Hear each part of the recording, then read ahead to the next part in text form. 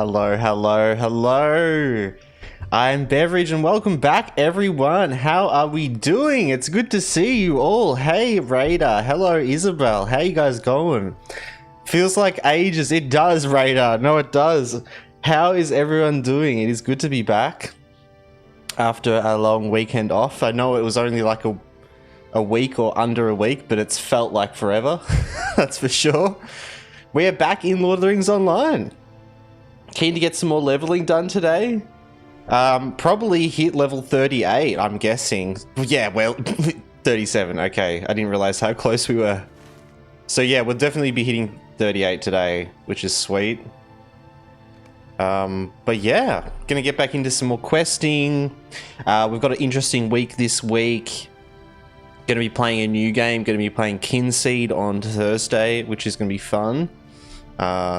I have played it before a long time ago, but there has been a new update for it recently, which is cool. So we're going to be playing that, and then we're going to be finishing off the quarry on Saturday as well. But yeah, other than that, just getting in for some sweet Lotro gaming. We may squeeze in a stream in between those this week as well. And then next week, we have the beginning of our Christmas streams, which is going to be quite fun.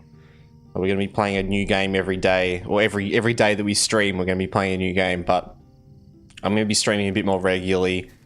We're going to try to get in a heap more streams. So yeah, that's going to be exciting. Definitely. Did anything important happen on Thursday? Because I missed that stream. I haven't watched the VOD. All good. What did we do on last Thursday? Did I say Friday? Well, I said Friday. I think we did some Examiner and then... what did we switch over to? Arc. I'm just checking what we did last time. Yeah, it was literally only 4 days ago. It was only 4 days ago. It feels like it's been a lot longer. I might be tabbing back and forth between stream and game questing in the new 160 zone. Got my burglar to 156 so far. Awesome, Isabel. Oh, that's so exciting. I wish I had a character to be leveling in it. I guess I do, but I'm keen to get there slowly with this current character. But that's exciting. It's exciting, a new expansion. I hope you're enjoying it. I hope it's good. But what did we do? Last Thursday, we played a bit of Examiner, which was cool. Played a bit more of that. We got brutally destroyed in it. And then we switched over and played a bit of Arc Raiders. It was just kind of like a bit of an all sorts stream. But let's have a look. Time to get back into Lotro. But yeah, I hope everyone's doing well. I know it's been a bit.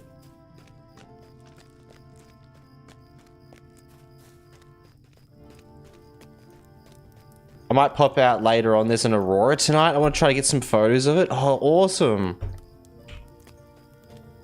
Dude, I had no idea. That is so cool. Definitely get some photos, Radar. Not until way later. Yeah, okay. Should be all good. We'll do a pretty sort of normal stream tonight. We'll probably go about 4 hours. We'll see how we go. Now, last time... excuse me. Last time we were in Evendim. So we've been questing through Evendim. We are currently in Ostforad, and I think we're just going to do a bit more questing here. Like, yeah, we've got the quests up to the north of this area, and then we're probably going to be heading over to the west sort of side into the troll sort of area. But yeah, so let's just run around and make sure we've got all these quests. And we can go up there. I'll be sharing these photos on the Discord should anyone want them. Yes, hell yeah. No, that'd be great. That'd be cool to see. I imagine it'd be really hard to get photography of an Aurora. Like...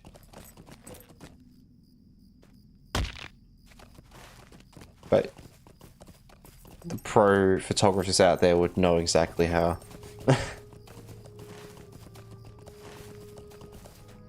Alright, so we got that one as well. So we should have all of these.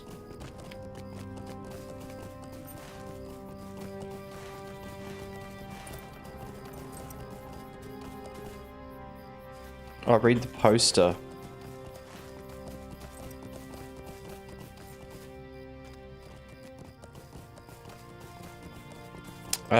This one. I remember this poster. Alright, then we're gonna go up in here. How can I be of service?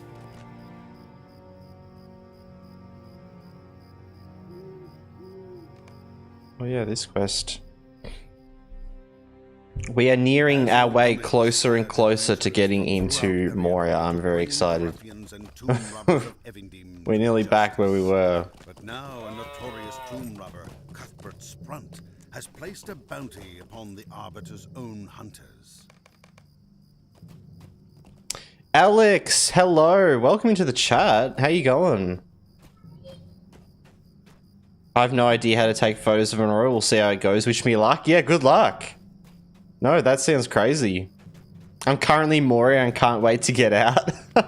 it can be a bit like that towards the end of Moria, but some people like... I mean, a lot of people love Moria, but I think most people, by the time you get to the end of Moria, you're ready for other things. Haven't seen daylight in weeks. Yeah. Go to the one daylight zone up north. You're there for like 5 minutes, and then you're back in the dungeons.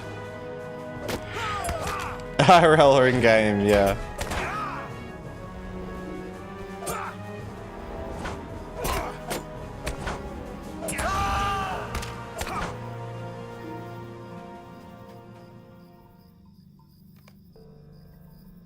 Sweet.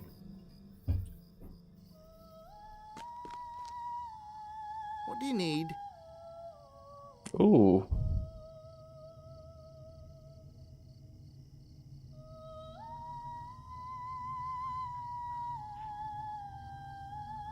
Guess the horn's probably for me, yeah.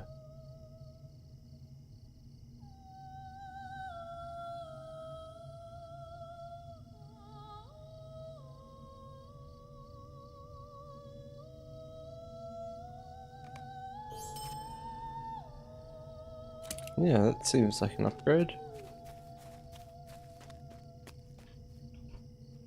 Sweet.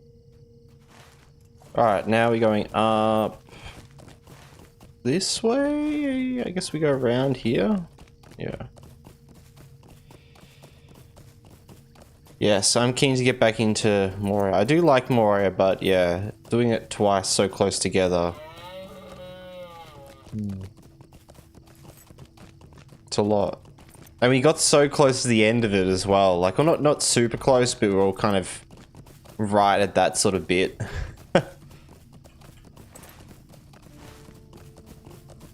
Well, both because of Moria. Yep.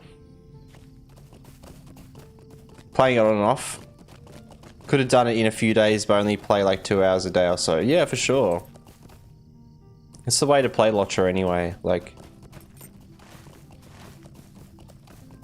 it can be pretty fast and efficient. But yeah, it's like, there's always a downside when you're super fast and efficient. Oh, I just mean super fast and less efficient. Because to be super fast, you have to be not as efficient, and then you end up skipping things, you know? Skipping lots of, like, quests and deeds, and then you... yeah. I forgot about the landscape difficulty. Is there a way to see which one I'm using?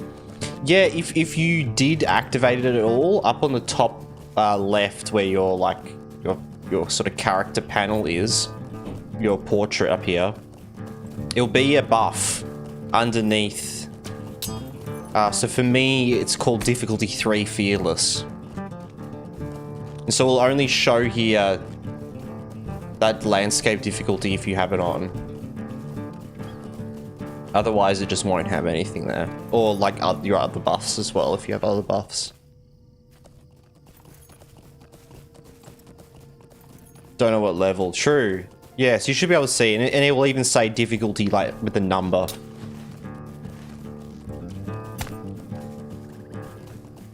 We should have just killed these guys.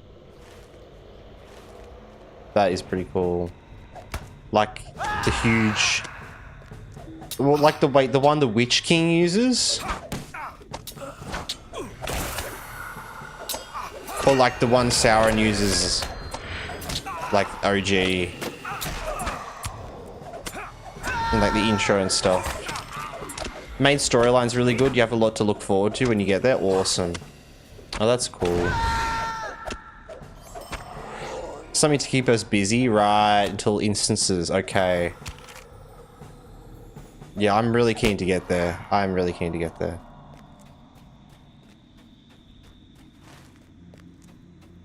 Alright. Hey, Cosmo. How you going? Good to see you.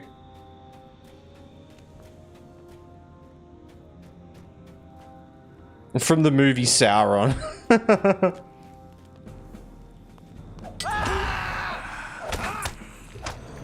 Has an elfy feel to it, yeah.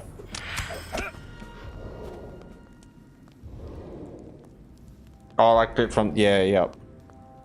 Mmm.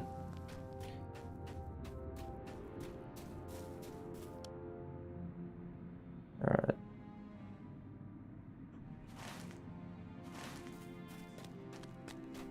Where's this boss guy? Legendary Herald's Flanged Halberd.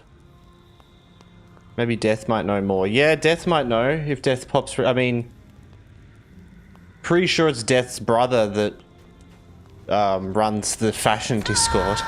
So yeah, he probably would know of anyone.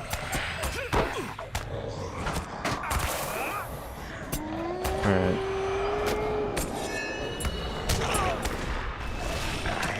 Turns out it might be popping out a little earlier, cooking dinner. Might be back later. I don't know how long this will take. All good, Raider. Well, thanks for popping in though and saying hi. It's good to see you. Don't worry, we'll be back for more if you miss anything. We'll be back on Thursday. We may even be back tomorrow for another stream tomorrow night. We'll see how we go. But yeah, we have some more regular streaming to come. That is for sure. Been wonderful seeing you as well, Raider. It's nice to, yeah, be back, even though I realize it's only been like 4 days. It's felt like a while. Definitely.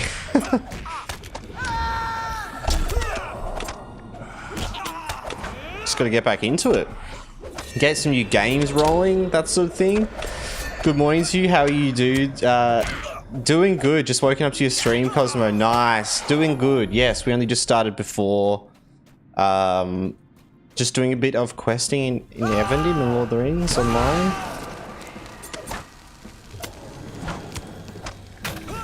Yeah. Whether it's 1 minute or 1 hour, it's always a pleasure seeing you. I appreciate it, Cosmo.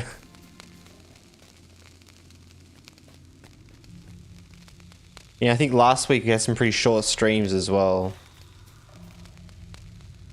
Where's... Oh, the...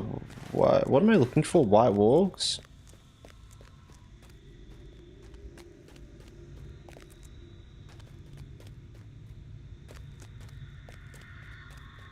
I didn't see anything for two-handed sword, but I saw gauntlets, dagger, bow, and axe. Is this for the new legendaries?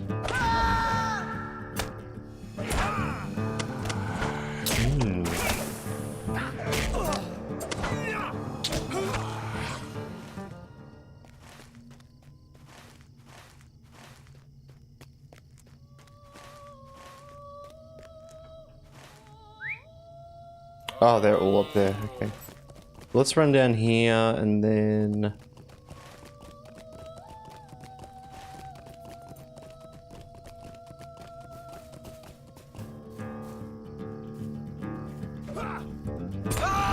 Okay.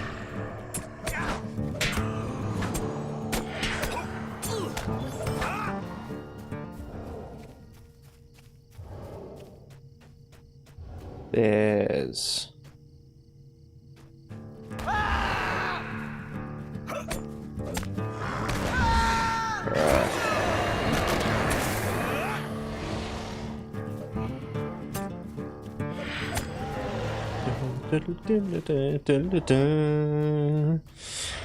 Hello Tristan, how you going? Good to see you. Welcome in.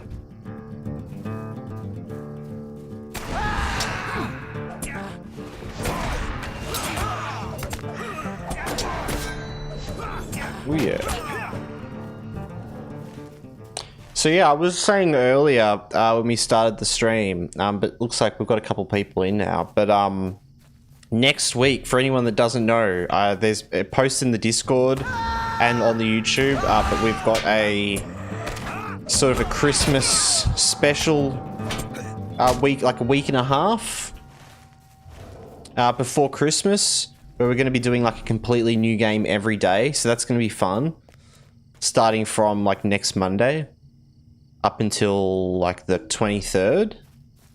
So yeah, we're going to do a heap of new games every day, doing a completely new game, mostly complete new games we haven't played on stream, and potentially like a couple of challenges from games that we have played. That's all I'll say, but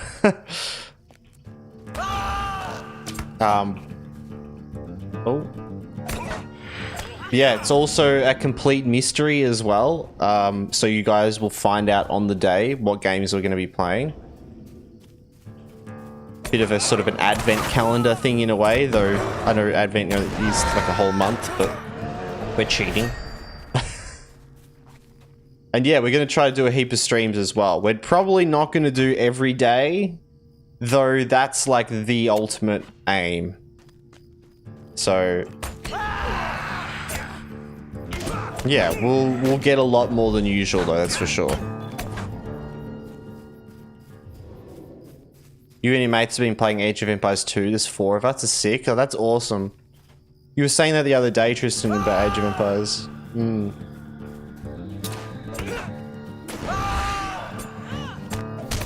I remember you went from like losing a battle to beating, to winning.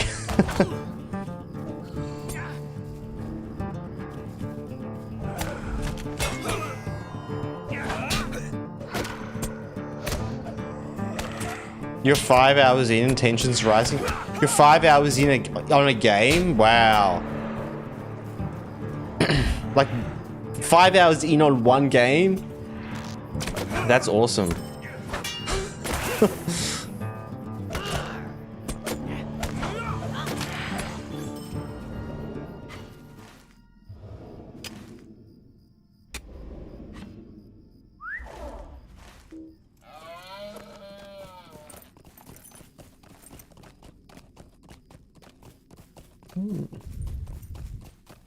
Yeah, Gabba as well. I'll keep an eye out for anything I hear about that.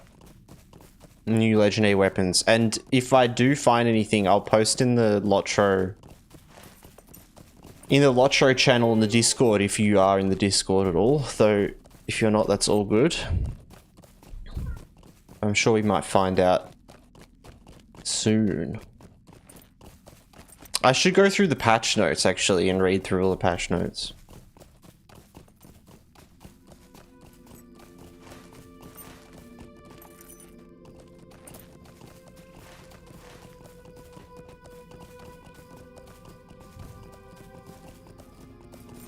Oh god, I gotta empty my bags.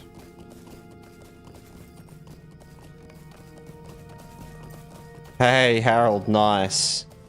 Oh, except that wheelie didn't come through. That's right, I'll just search that up though and find that wiki page though. Thank you.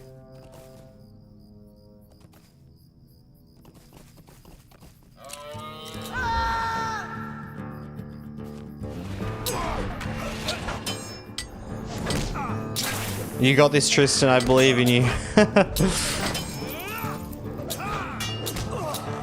Sneaky trebuchets.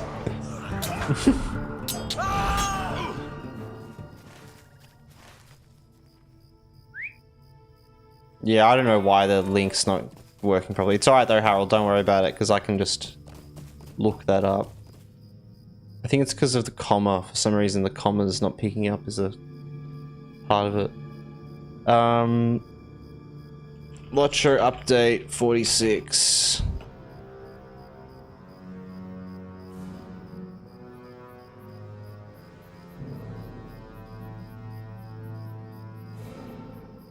Is the update 46?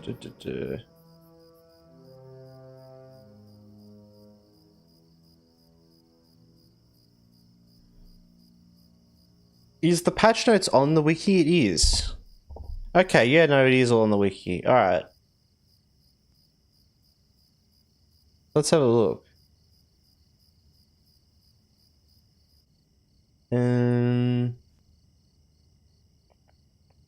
Just figure out how we're going to do this real quick.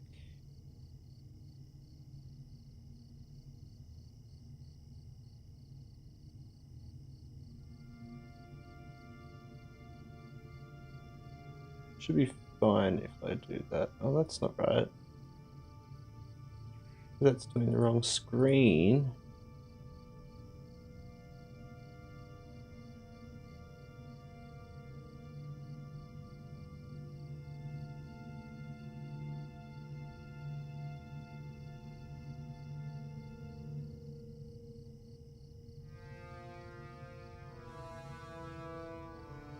Sweet. Let's have a look. Let's have a look at this. Now we can actually look through it together.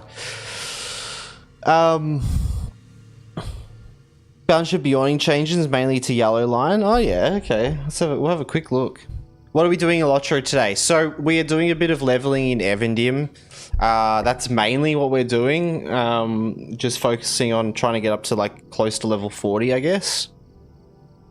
We are going to have a quick read of the patch notes for Kingdoms of Harad, which is the latest Lord of the Rings online expansion that's come out. So conclusion of the Songs of Waves and Wind arrives. So the next story, Angmar and Mordor have a new level cap of 85. So yeah, where Sun and Shadows meet, the Kingdoms of Harad stand at a crossroads. Their rivalry is sharpening as a greater threat gathers strength. Gandalf has come with the warning of darkness rising in the south.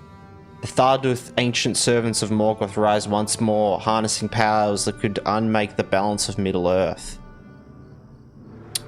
Okay. It's just some random festival additions, class skill changes. Okay. Piercing Roar now costs 10 wrath, so a whole lot of Piercing Roar stuff. Crippling Roar. Nature's Soul, Piercing Roar, Tramples an AoE skill. Alright, just a whole lot of just small things. And oh, Nature's Meat is now an AoE 30-meter heal for the fellowship of your target. Whoa. Trample is now an AoE skill as well. Correction to type in the trait, no subtlety. Nice. Captain got one change. Hell yeah! Champion. Woo, okay, champion. So yeah, all just the little class changes here. A lot of small things, a lot of like just tweaks. It looks like it. No like additional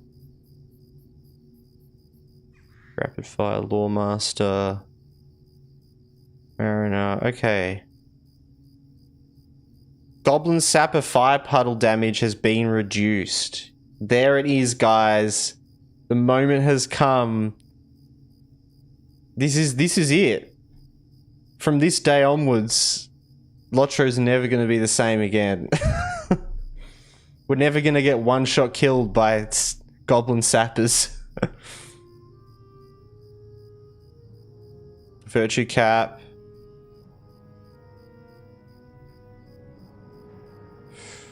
All updated characters, yep.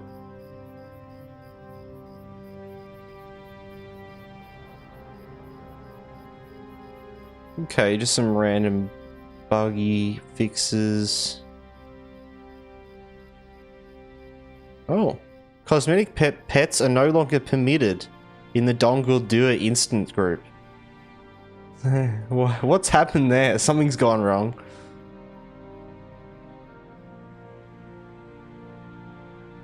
Alright. Doesn't say PvP. I don't do any PvP, so. A stuck spot in the old forest has been blocked off. Oh. Interesting.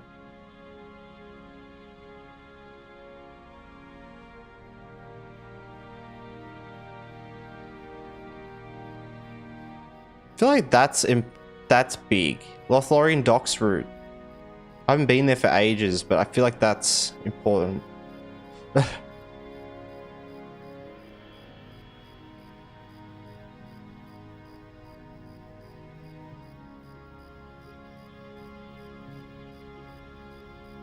Okay, just some random things.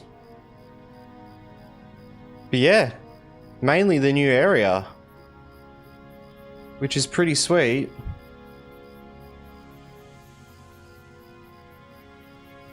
Let's turn that off. Which let's have a look at right now. So we have... Oh, is it like down here? Is this it? It's like down... Damn, this area looks cool. Oh man, I want to get into these areas so bad. Murgala.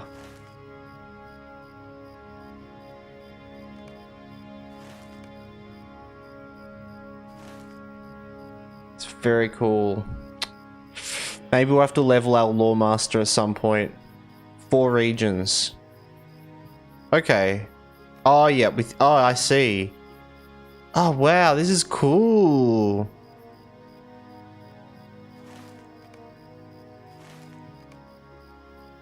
Very basic sort of region layouts, but you know, I feel like that's what a lot of the areas around here have been though. I haven't been to any of these regions properly, so I don't really know what they actually look like in person. But I get the feeling based on the layouts with roads and stuff, there's a reason for it, you know. I just feel like there was kind of a shift in the design of maps around like Gundabad time. They started making maps that looked like this, just long roads and a little zoom in. But I'm not sure if it's the map or the area itself, you know. It's just very basic, you know, it makes everything look samey. But I think it could just be to do with, you know, if you look at areas like, you know, Westfold and stuff, they're a bit more just like open. I guess this is where that kind of started though, isn't it? Yeah, anyway, very cool. Keen to check it out when I get the chance. Adagim, Kigan, and Sheru, and Idigal. I love the Kigan region. What is that? Yeah, this looks nice. Idigal looks cool. Kigan looks cool. I mean, it's hard to tell though from a map, but just from what I can see on the map though. Alright, let's go down here. Let's keep going.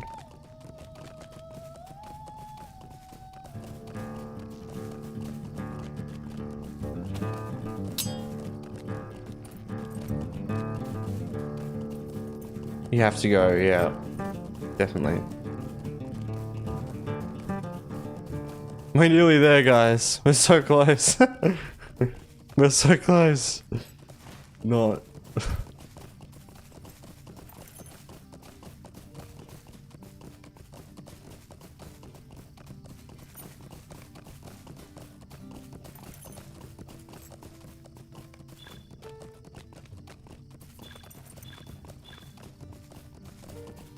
You could see if you can use the mission stable master to go to the new zones if you want to have a sneak peek of them. I could, yeah. I don't really want to though. I prefer to just go there when the time is right. That would be kind of cool though, but it's like exploring areas without being at the actual level and stuff. It's just like, ugh. I don't want to throw myself into it. Yeah, I need to level through the story and stuff as well. I need to catch myself up with all the story around that point. Like, I haven't leveled a character at that level for so long, but I know the whole quest line with all the characters and stuff.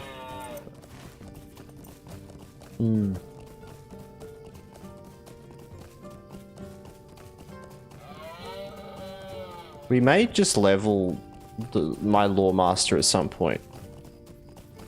I think he's level like 1... Because wait, the new cap's 150, right? Is that right? Or is it 160? It's 160. I think my current dude's like 147. My Lawmaster. So like I could definitely go back, go through Umbar and play him and do the new Arid stuff. How can I be of service? Ooh. I wonder when we'll get the next update. Like, maybe not the next expansion, but the next update. Because I would like to try to get this captain to max level before the next expansion. And ideally, as quickly as possible before next major content.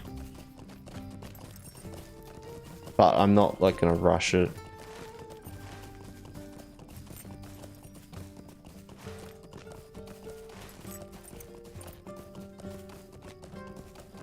There's quite a lot of high level mobs, yeah. Yeah.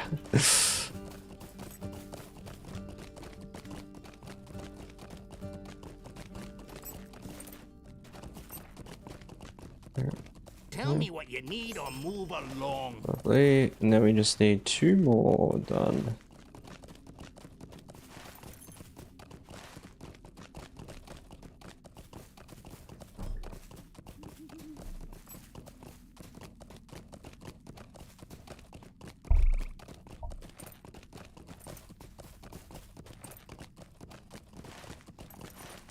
So I guess you guys that have played, oh, I feel like my camera, it's a little bit low. That's better. You guys that have played the new expansion, what are your general thoughts? It sounds like it's definitely succeeded above the release of Corsairs of Umbar, right? By the sounds of it, it's not been a Corsairs of Umbar experience. Which, that's great, that's awesome to hear.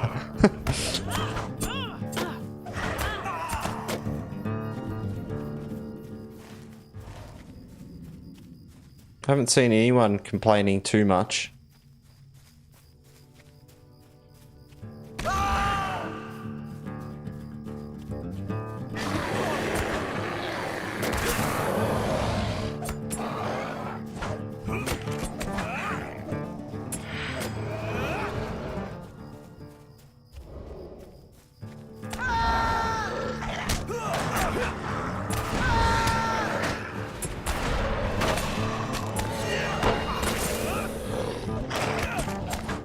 Here's a really good storyline for the waves and winds. True, okay.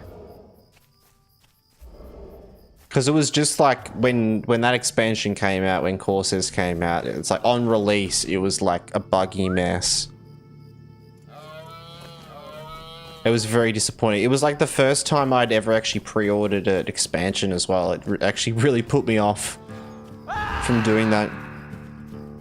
Because normally I don't ever do stuff like that because it's, you know, it's very common for new releases and new expansions and new games on release to have issues, you know, so I don't like relying on them, just expecting this to be perfect. But in the past we'd had pretty good releases with expansions, so I wasn't expecting such a wild event. So far I've not seen any bugs and issues during my play. That's great. That's awesome. I think what happened with Umbar is they just missed like a section of testing, which when you play it seems like crazy, like that, you know, there's so many bugs got through, but like I think it was just a wave of testing that just didn't happen. It was just rushed. A lot of the time games, you know, look like that up until the week before they're released. That's good to hear. It is good to hear. Hey Dante, how you going? How are you? I'm doing good. It's good to see you. How you doing? Oh, okay. We're out here killing walks.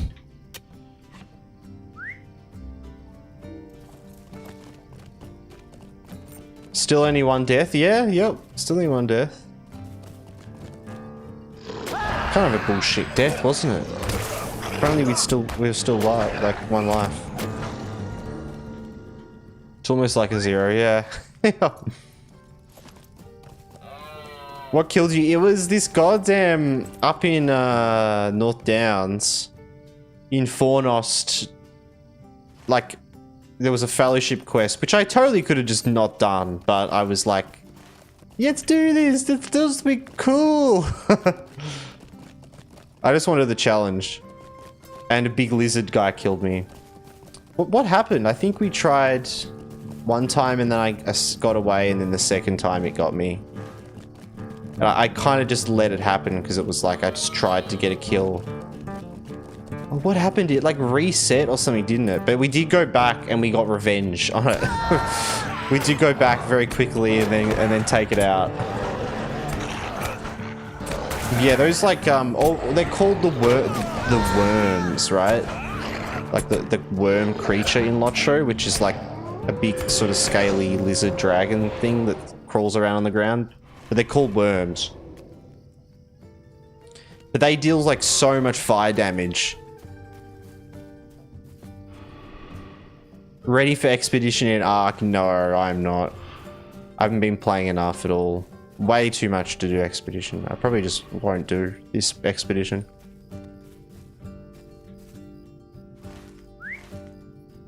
Alright. We'll see how we go. I think I've still got like another 20 days or something, but I doubt. I think I think I got to like the first page of requirements for it.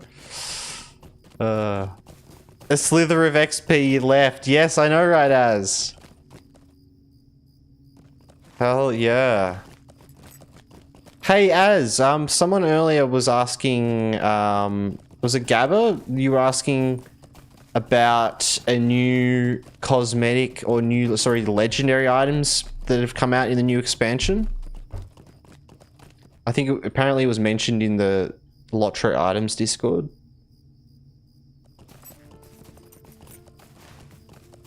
Oh, wait. Where's the scouting guys?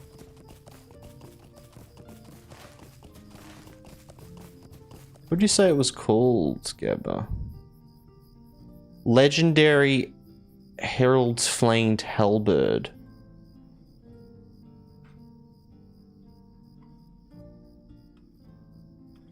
The legendaries from the new zone. Oh, okay. Hey, Raider, thank you for the 3 months as well. 3 months, yippee! Yes. Thank you, my dude. I appreciate it. 3 months, man. It does not feel like it's been that long. It also does not feel like it's been that long. It also doesn't feel like it's too long and it's too short at the same time. Did you play Examiner recently? I did, Dante. There is a new over on the YouTube. There's a new episode. We had a little session last week. I didn't do too well though. It was like it was learning things all again and then just absolutely getting destroyed. Sounds like they're kind of tricky to get. I haven't had time to go through the quests yet. Okay. So there's some quests to do with them though. Cool.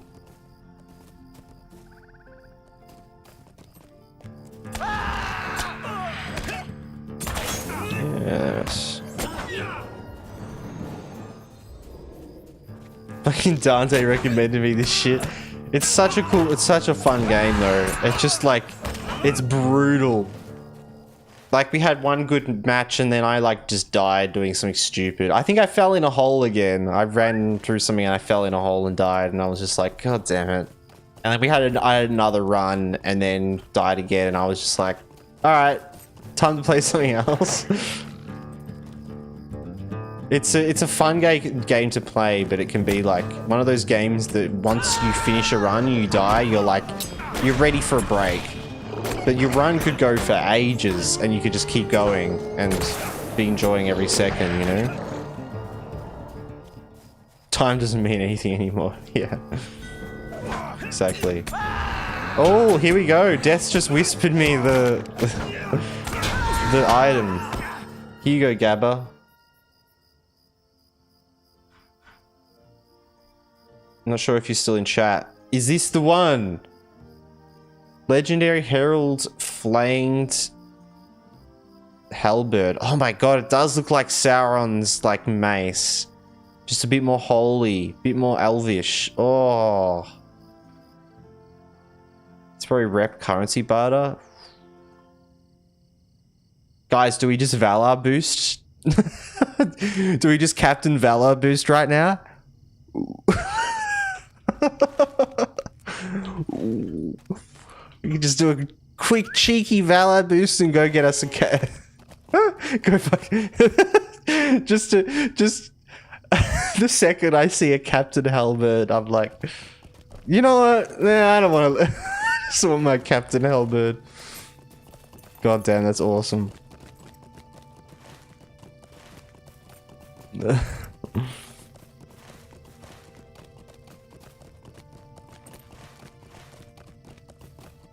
Where's the Tomb Raider? Also, where's the one more marker? Oh, it's over there. Okay. Vela.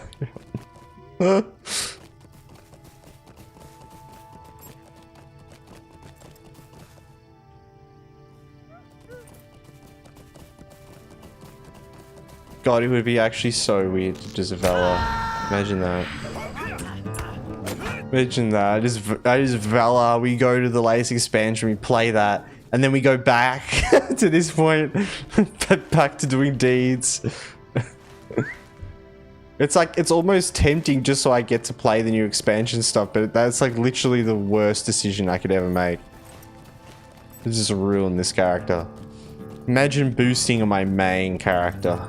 Hey. Bruh.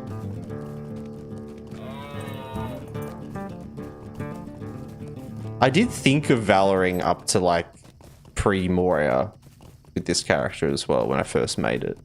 Because I have like a level 45 Valor boost.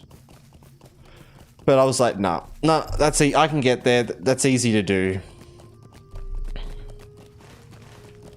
You just miss out on all the deed stuff. You just miss out on so much. Oh, here we go. Death's even whispered me all of them.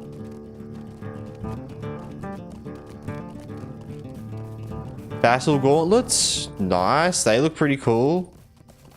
Oh.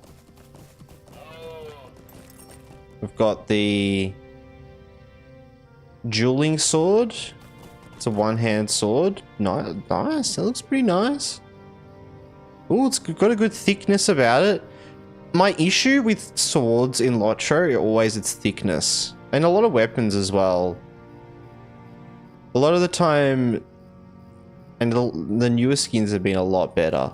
But a lot of the time, some of the cosmetic skins that look nice are super skinny and look really horrible from different angles. That's nice. Like for swords in particular, like little one-handed swords. Ooh, the dagger. That is a nice dagger.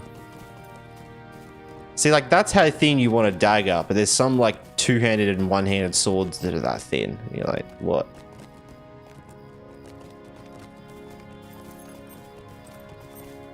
And then the one-handed mace? Ah. So the one-handed mace has got, like, the end of the halberd. And a one-handed club. I forgot there was clubs and maces. This one's funny. Big old... whack someone over the head with a big old bowl. But that seems to be it as well. And that's what you said earlier, Gamma. Didn't see anything for two-hand swords. Gauntlets, dagger, bow, axe, hammer, runestone, spear, and staff, apparently. Oh, here we go, though. There's more. Great axe. Ooh.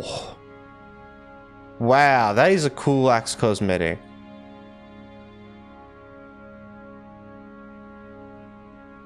Skin changes axe. Ooh, one-headed. Oh, it's for Bjorning as well.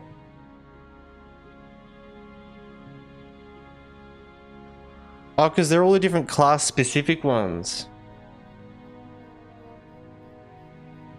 Break's over. I'm cooking again. Oh, good. Right. Back to the kitchen. That big old club.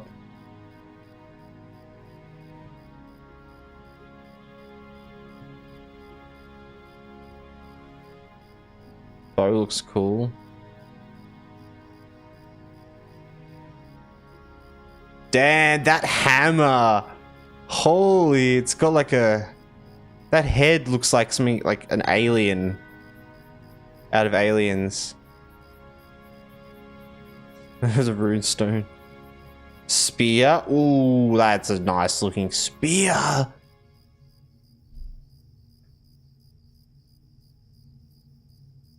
And the Lawkeeper's staff. Oh, that's a cool staff as well. Damn. Just getting spoiled. You guys are really gonna make me Valor, aren't you? How do you do? What is this world coming to? What? Everybody, level 38. Level 38. Oh my god. We did it. Holy. Oh, that gives you battle ready.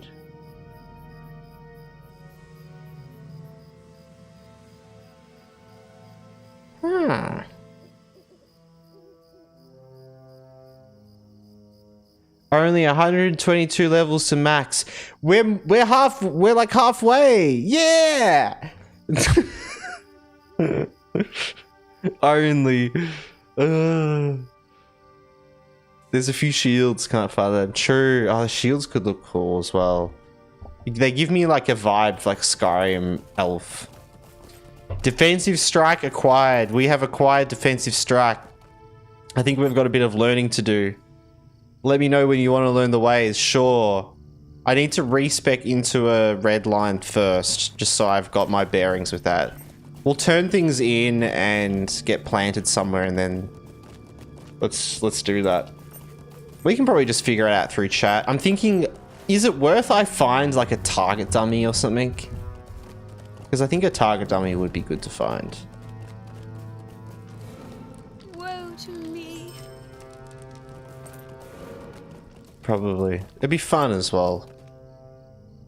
How can I be of service? We'd have to go to a house Stay a though. moment. Oh, you did mention that your what's it called? Your personal house had one, right? Or we could go to like Mosswood.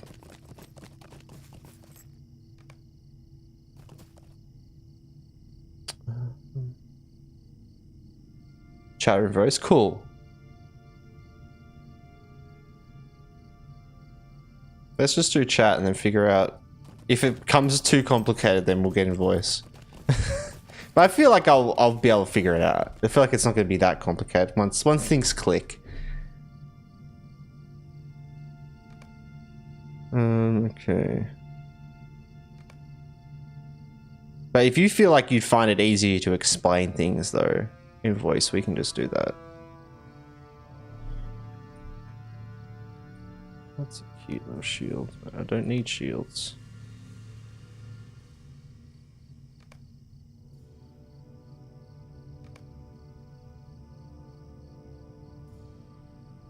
General Run should be easy to explain, but I reckon it'd be better to be on voice for the bleed one. Sure. Let's just do it. We can just jump in voice.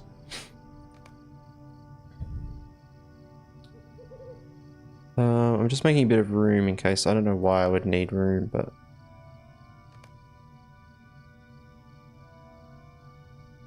Did I just throw away that one? That was way better, that one I just had. I feel like I haven't equipped items for ages. What is going on? Oh, because we got all the loot from doing the instances last time, and I like don't think I... That's a cool cloak. I don't think I did anything.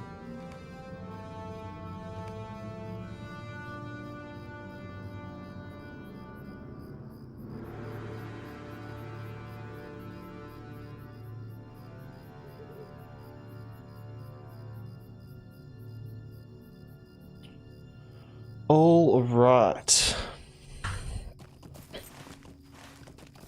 Let me know when. Yeah, sure. Well, do you want to do that now, Az? I'm down to do that now. We are getting a little ad break incoming as well, guys. So maybe we'll get this set up while the ad break's happening. I do apologize for that. We are just about to take a little bit of an interesting break to learn some high tier advanced captain skillage that requires us to be level 38, which we've now reached. We're gonna get tutored in the ways of the captain. So yeah. Gonna get tutored by death. If you struggle to understand red cappy DPS rotation in Lotro, maybe time to hang up video games and just play tic-tac-toe. I don't know, I feel like tic-tac-toe is probably harder.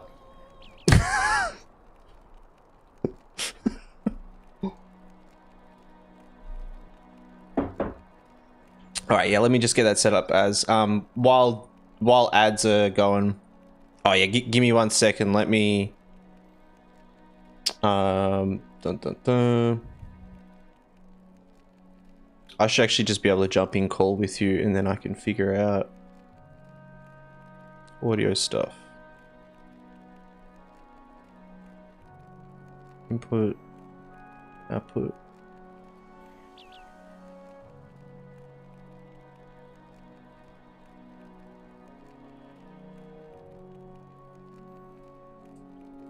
Okay.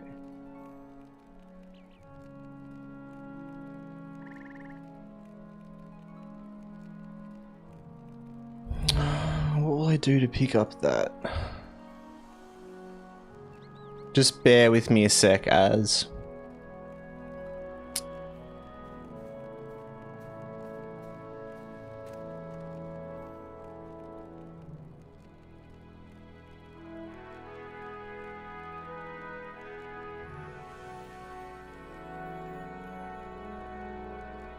Okay.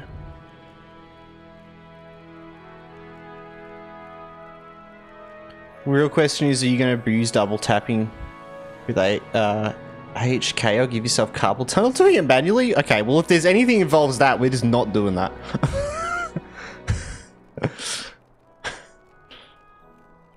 How much of the ducks? It's cool to know about that, how it works. So I want to know about the mechanical side of it, you know?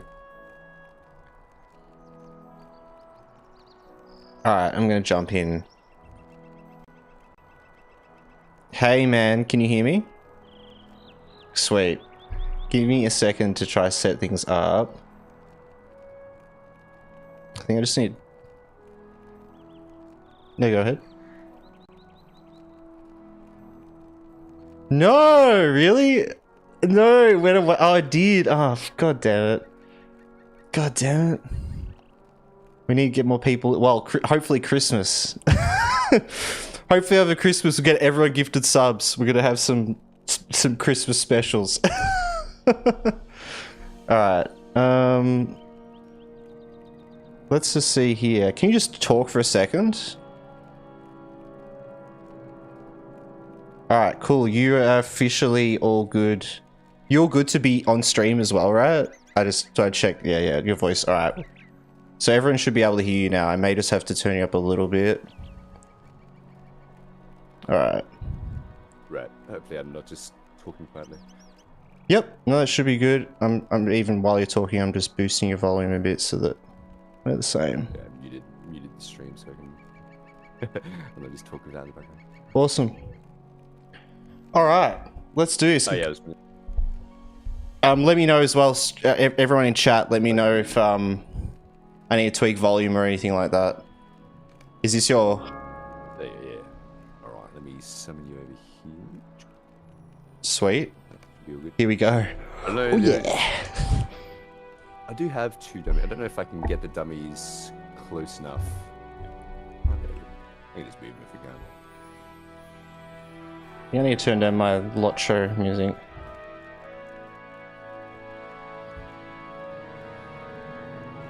By the way, what server are you on, Alex? Well, I am on Glamdring. Glamdring, the US server. I don't have push to talk on or anything as well as, so I apologize if I'm like talking to chat and it sounds like I'm talking to you or... Totally fine. Yeah. Yeah, well, actually, because I play with, there's a... Oh, yeah. I don't know if you streamed Lotto recently, but Sleepy Dog on Twitch, he's raged with us a bunch, but he usually like would mute. Yeah. The chat. Well, yes. Yep. I've just gotten completely distracted by the shadows in this place. I'll go. Have you been to the Aragorn House before? It's just my deer's taking up the whole screen. Is this right. shadow? Oh, yeah. I'm like, what the hell? What is this? I'm seeing that as well. I don't think I've been to these. Wait, let's I noticed that as well, but it's like above this one. So if you enter, Yep. if you hit it, and then you go search for Vandegarth. Vandegarth, yep. Enter. Yeah, and then enter that. Let me just Too far away. turning up a little bit. That's better. Alright. Sure. Oh, it's going to lag a bit. Isn't it? I am lagging as well. Now, yeah. Ooh. I think we want to climb. Ramen. Sorry about the 3 minutes of ads, ramen. Most ads you've ever seen on Twitch. Well, I've got news for you, ramen. There's bloody some people run like 20 minutes of ads.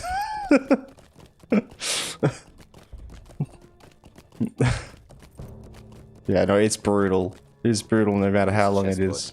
I've always wondered you didn't need to get like Oh my god, chessboard? you could get if you got however many people would come along you play chess. That's cool. Dude, I imagine getting everyone set up as actual like chess pieces as well. Hmm.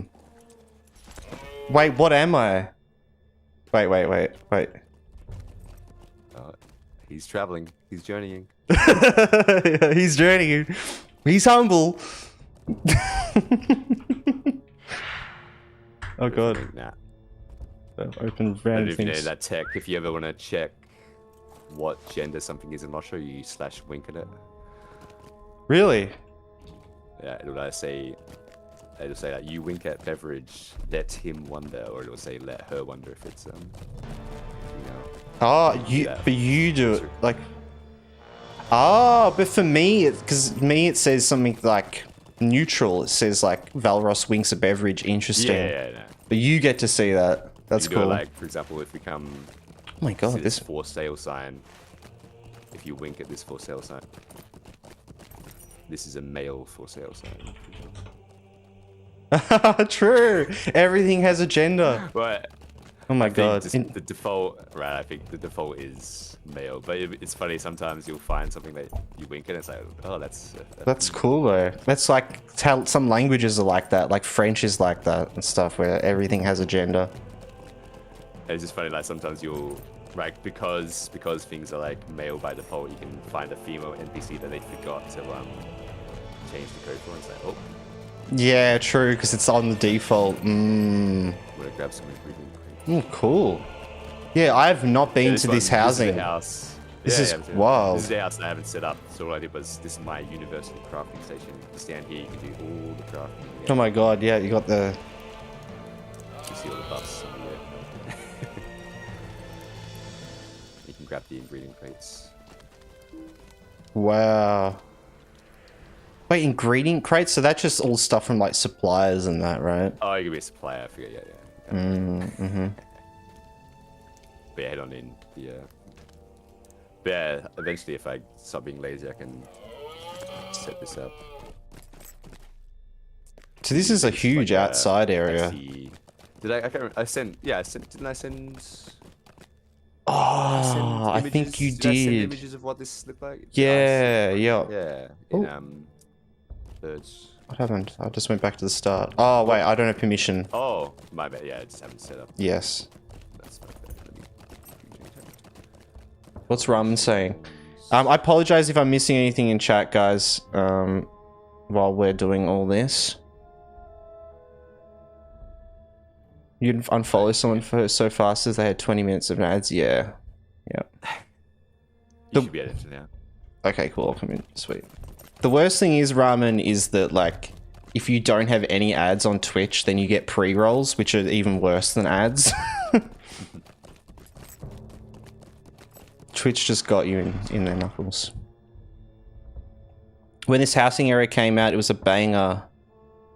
Then they released the damn Rohan ones that are just 4 times the size of everything else. Oh, true. Yeah, this was, yeah. Yeah, this one's pretty good. Like, it gives you quite a bit of freedom. Yeah, it's huge sort of space. All right, cool. I'm not sure if you can summon. If you can summon both. Well, it's first to summon one dummy, and we'll go through the. How does it work? Oh, so you use it and it summons it. Oh, cool. Yeah, okay. It's your level, right? 38. So Right. if I summoned it, it would just like one-shot you. I see. Okay, cool. All right. So with defensive strike, so I don't know if you want to move it or keep where it is currently. Should I respec to red as well while we're doing this, just to make things kind of more? I just kind of needed to, because things are going to switch all back. I'm just going to screenshot my hotbar and switch back because everything is going to change. Okay, it's not too bad though. Let me just pop some points in. Should probably respec as well.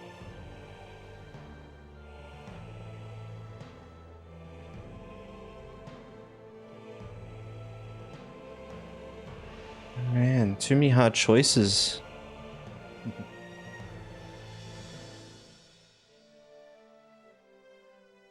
Well, I feel like we just get all of them anyway, don't we? Yeah. Yeah. Right. Apart from the that blue, the blue and red tray, you just don't take that, but you take everything else. Which one? Wait, the blue, this one, the restraint. That one that has two, yeah, you just don't take that, but you take everything else. Yep.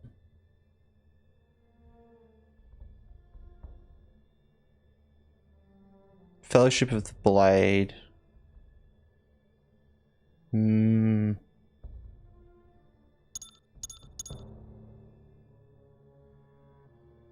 you want that because I think it applies it to you as well.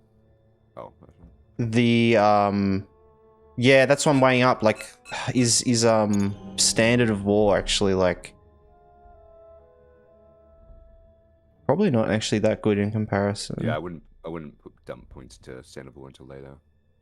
Increase critical damage, mage shoot. That seems like cool. Yeah, that's pretty big. Yeah, maybe take that. Alright, cool. And so we now have standalone as well on that, which is pretty big. I did just realize, since you don't have allies, that some of the information won't really be relevant until later. But that's right, we can still show you part of it. Just the, I guess, the fundamentals of it, right? Yeah. All right, let's move some things as well around a bit as well. Yeah. So already there's some skills that aren't on my bar. That's always the worst thing when you change specs. It's not even that everything's not like that. It's the fact that the skills you've gotten haven't been put on randomly. Like, I just kind of wish it would just dump the random ones here. Hey, Poison, what am I watching? You're watching me and Death. Death's tutoring me on captain skills at the moment. So I apologize if I'm not reading chat or anything like that. Yeah. That's where what we're doing right now. Heck yeah. So I needed telling mark. Where grave wound.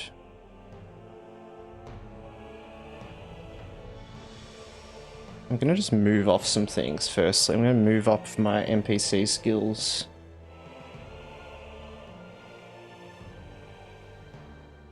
Alright, let's just think about this from the very start, because I don't know how I'm gonna order this. Where do we begin? I can give you recommendations, obviously, but it's ultimately up to you. I guess where does the skill chain begin? Like, yeah. If you hover over your Inspire, though, does your Inspire actually work yet, or is it still not? If you hover it's your number 9, is it? Yeah. Effects applied one. Uh, so Restores no, power. Gotta silly.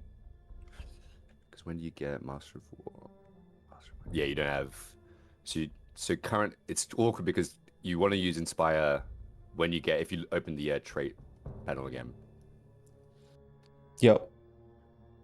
And you go to the bottom trait set bonus on the trait panel. The Master of War. The bottom.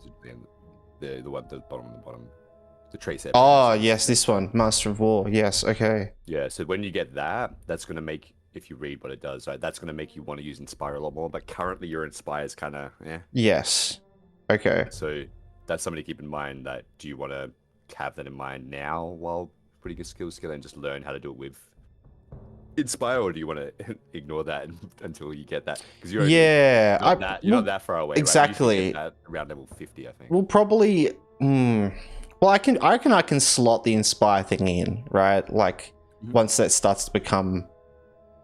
I guess for me, I just need to figure. I just want to kind of know the logic of the rotation, right? Where that comes from, and I might even take notes so I kind of don't forget. So there's 4 skills. There's kind of like the way I think about it. There's kind of certain clusters of skills. So one cluster of skills, you've got the Grave Wound, your Cutting Attack, your Inspire, and your Shadow's Lament. So those are kind of 4 skills that you'll use in quite a consistent sequence.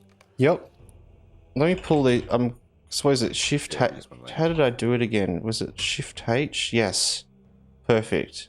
So Grave Wound, Inspire, and what was the other one? Cutting Attack and Cutting Shadow's Attack. Lament. Click off that. Shadows.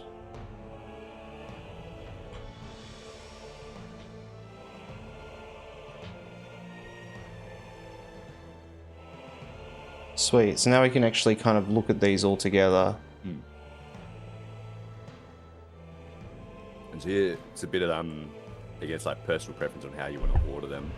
Okay. But the way the skills kind of interact with each other is you put Cutting Attack on something, and then if you look at you remember reading how the bleed spread. I can't remember if you kind of. Yeah. Okay. And that's in here, right? There's that lacerate. Yes. Yeah. Let's actually have a look at that quickly. Mhm. So grave wound will now spread cutting attack bleed to targets around the captain when used on a target with the cutting attack bleed. Okay, so I would cutting attack and then grave wound, right? Or am I putting something in between that? Oh no, yeah, and the Shadow's Lament spreads the grave wound. Okay, cool. Yeah, so you're just doing cutting grave Shadow's Lament. Yeah, so that's the basics of it. But yeah. And then, so then the other thing, Inspire later on. If you do you remember what the Master of War actually did? I don't know if you actually read it. I didn't. Just quickly read what Master of War is. So you understand why. So critical hits will inspire. With Inspire, will grant you your Blade Brother plus 25% critical chance for 5 seconds. But you and your Blade Brother, okay. Yeah. Okay, so it gives you 25% critical chance whenever you get a crit with Inspire, which has not a guaranteed chance to crit, but it can crit. Yeah, but so the idea is that that's a massive buff though. It's like one of the biggest buffs on the class, and so you want. So when in this, so we've got this Cutting Attack, Grave Wound, Shadow's Lament. So yeah, when do you reckon in that? When do you want to use the Inspire? When do you reckon? Oh, if you imagine it gives you that buff right at the start, right?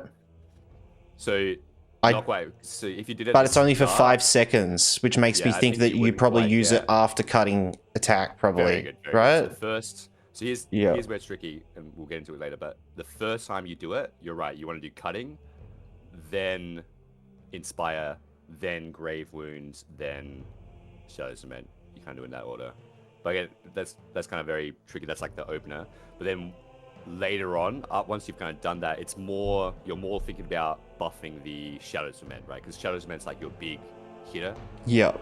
later on. And so you're generally pairing Inspire into Shadows Lament. So the way I'd recommend to put it on your bar is I'd have Inspire next to Shadows Lament, probably like 1, 2, right? Inspire then Shadows Lament. That's how I'd Okay. recommend it. Yeah, I can. I might just go for that. Let's. You don't have your where's your grave? Yeah, that's what I was just realizing. I didn't actually grab it. Pulled it. Yeah. Yeah, so I was gonna do, yeah, cutting, grave, and then. So I could put my, and wait, what's viewable on my stream? Oh, yeah, you can see all my skills. Yeah, so Inspire just before Shadow's Lament, even though I could possibly use it before Grave Wound. Visually, that feels kind of right, though. You could do that, yeah. Let's start with that like, and then see where the others go as well, and see where the others kind of fit in between. So generally, the way now again, since you don't have, let's say it's going to be a bit tricky to explain this one, but because you don't have your LR right now, if you look at your duration, what's the duration of your Grave Wound? It is 5 seconds, so it has 5 ticks. Every 1 second for 5 seconds. Yeah, so mine lasts for 16 seconds, you can see. So it's not quite. So what? Right, so and that comes from the allies. Yeah, so there's an aspect of the rotation that I already just realized you can't really get into. Yeah. That's going to be like way down the line. Right. When you get. That's like your big bleeds. That's what I'm imagining, right? Massive bleed sort of stuff. Yeah, there's a big thing with kind of bleed training that really, like, you know, way down the track when you get into endgame we can discuss that. But for now, really all you probably need to care about is that you do, like you said, you just do improve cutting attack, Inspire, Grave Wound, Shadow Cement. That's pretty. Yeah, and Inspire's going to come in once I get to Master of War. Yeah. Yep. So that will come in. Yeah. Yep. So for now, and I'm kind of liking that. Even there's that little bit of separation. So with this proper rotation now, because this is a solid as rotation. What am I doing with other things to buff this as well? Like with my battle shout. Yeah, so we'll go through that. So battle ready thing. So, yeah, where'd you put your defensive votes over there? So. Well, yeah. So I'm not sure where that would go. Yeah, if you summon a dummy, I can kind of walk you through. It's a bit of a delay, but. Yep. No, yeah, the delay would be annoying. So obviously, the way you want to start the rotation, you can either. I'll kind of just do the very minimum. Obviously, there's like filler stuff in between, but you either start with Battle Shout if you're kind of at ranged, or if you're already at the target, it can be good to start with defensive, but it doesn't really matter. You can do Battle Shout in melee as well. Okay, yep. So usually you start with Battle Shout, and then when you do that, right, like so just kind of go for it. So do Battle Shout, and you'll see, right, like that's obviously put you in battle ready. Yeah. And now if you now do Dev Blow. Yep. So that's made that active, and then I can do Blade of Elendil. Yeah. And then so Blade of Elendil buffs something, doesn't it? Doesn't it buff Shadow's Lament?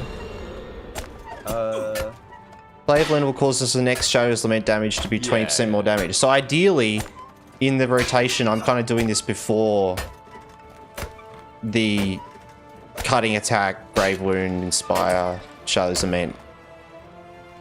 I guess like this is my I'm kind of setting things up with the battle shout.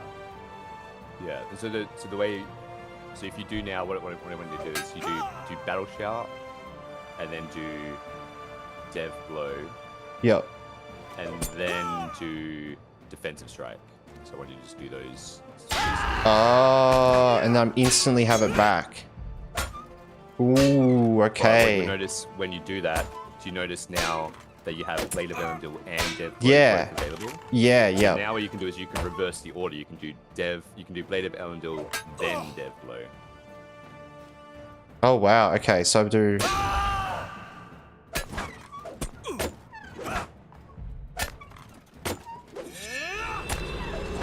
And then Blade of Lendl comes back. Wait to get. Yeah, when you wait. Boom. Yeah, wow, okay. So it's Now- like a bit of a juggle yeah. there. I see. So, but this, do you see how when you did it just then, because you still had cooldown on your battle shout, Yes. you weren't quite ready to get battle ready back up. Yeah. So what you do is you delay doing what you just did, that Blade of Elendil into the death blow. You wait until either the defensive strike or the battle shout is about to be ready. Okay. That way you can do the Blade of Elendil death blow Sure. into battle ready. I see what you mean. So I would do... So I do... Oh, I messed up that. I got a bit of lag then as well. I'm just going to wait for the cooldown. So yeah. So Battle Shout, Dev Blow, and then Defensive Strike all kind of happen very quickly. But Yeah, you then... can do them at the start. And then after that, you want to... There's like these periods where you need to delay so that you can do Blade of Elendil, Dev Blow, battle ready skill. So I'll do some attacks. I'll do a Blade of Elendil here. Maybe even do some other random hits. And then I'll go into a Dev Blow now. And then I'll use another Shout. Oh, but then I want to be able to Dev... Oh, no. Yeah, I don't, that I would don't work. necessarily Usually- want to spend all of it straight away. That's... Okay, that's the hardest thing to get around is like, just Yeah. keeping the buffs to- active. I almost... Oh, God, I'm now getting into add-on world now for it. I'm already feeling it. But I want a tracker with both of those buffs Yeah, and a later number on. on top of it that tells me Exactly, the cooldown. I'm already like, I want to see that. Later on, Uh, later on, if you want to optimize it, then I definitely would recommend that. But for now, just the good thing is you can kind of visually see whether you're doing it right from whether they're red or whether they're grayed out, right? So yeah, yep. you see that. It's more just But you making, won't- yeah, but the thing is you won't keeping know the buffs time up. yeah, you won't know how much time you have. So now I've got that buff up, and now I've got that buff up. Oh wait, no, now I messed it up. I'd say don't try and do the Blade of Elendil too Yeah, quickly. I did. Wait for the next battle shout to be ready, and then do the Elendil Death Blow battle shout in that. Oh yeah, because I have both. Wait, I have both from doing that. Oh no, I do have both from doing that. Oh yeah, of course. Yeah. Yeah, this is going to take a while for my brain to wrap myself around it, but I feel like it's like... Yeah. Yep, so those three moves... Oh, God, I did the wrong thing. Like, that's so cool. So yeah, Battle Shout, Dev, Defensive Strike leaves me with both of those buffs every time I do that. So that's my little juggle to always get that. And I guess I could potentially switch it in with Time of Need when... Yeah. If I mess up timing and All the stuff. time. Exactly that. Right? You can. There's ways, if you're like perfect with it, then you just obviously use Time of Need for the buff itself. But Time of Need's a good one. If you mess it up while you're kind of learning it, then yeah, you just like use Time of Need to quickly fix it. How important do you think Sure Strike also, is? Yeah, you should use it. Quite You regularly? use it every. Well, In between you all only have to those use it moments every, and stuff. 45. You only have to use it at least every 45 seconds. I think, for I'm the seeing that now, yeah. buff. So But you want to between use that, it, but you not a kinda just lot. use it- Yeah, you kind of use it very minimally outside of that. That's what I was just thinking of, maybe moving everything down to the left and moving Sure Strike more as a Yeah, towards the end, because it's not I so. do have. Because I'm I just do have spamming Sure those Strike on like one. 1 and 2 sometimes. It's my go-to, like, you know, when I'm like in between things, I'll be like pressing 1, 2, and 3, which I feel like Yeah. doing cutting attack, grave wound, inspire. Now that, the thing is, now that you have a lot of your other skills, you shouldn't, if you do like the rotation right, like I'm saying, you shouldn't need to use Sure Strike as much anymore. Yeah, yeah. that you And have this will force me to actually like be more focused on the rotation. That's what I'm thinking. My God, today's bot's name Uh-oh. called Disapproving Hookup 1. Awesome bot name. I've missed a lot of what you've said in chat, Ramen. Let me quickly Yeah, catch up catch with what you've said. Those landscape quest mobs are not going to know what the fuck hit them. Yeah. They're going down. I'm going to be practicing the rotation on every mob now. Past some Tomb Raiders, yes.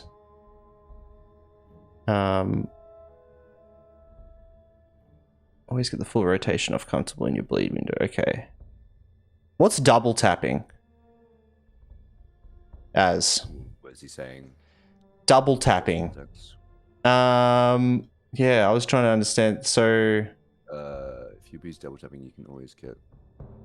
the dark secret of Yeah. Lotro PvE. Yeah, I want to know. I want to know the dark secret.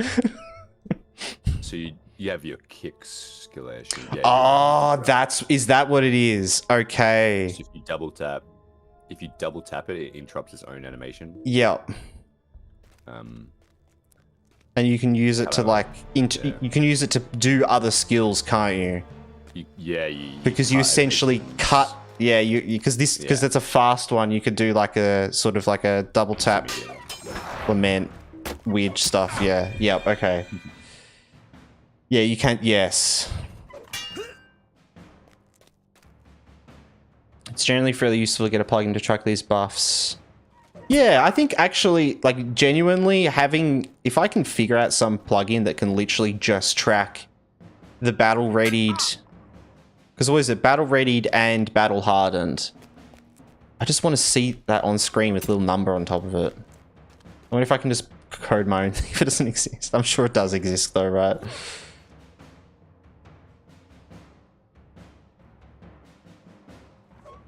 Yeah, we'll see. So yeah, the idea is you're gonna, I said, you do one of the two skills to get in battle ready. Do a dev blow to get battle hard, and then do the other skill that you didn't do initially to get back into battle ready. And I said there's a period there now you have to wait because each of those skills have 15-second cooldown. So you kind of want to wait. This is where it's tricky because on landscape, right, it's not usually worth waiting. You may as well just like fire off the skills a lot of the time. But for optimizing overall DPS, you want to wait with those buffs and do like some other skills. And then when you've got defensive strike or battle shout ready again, that's when you fire off your beta Velendil, dev blow, and then get back to battle ready.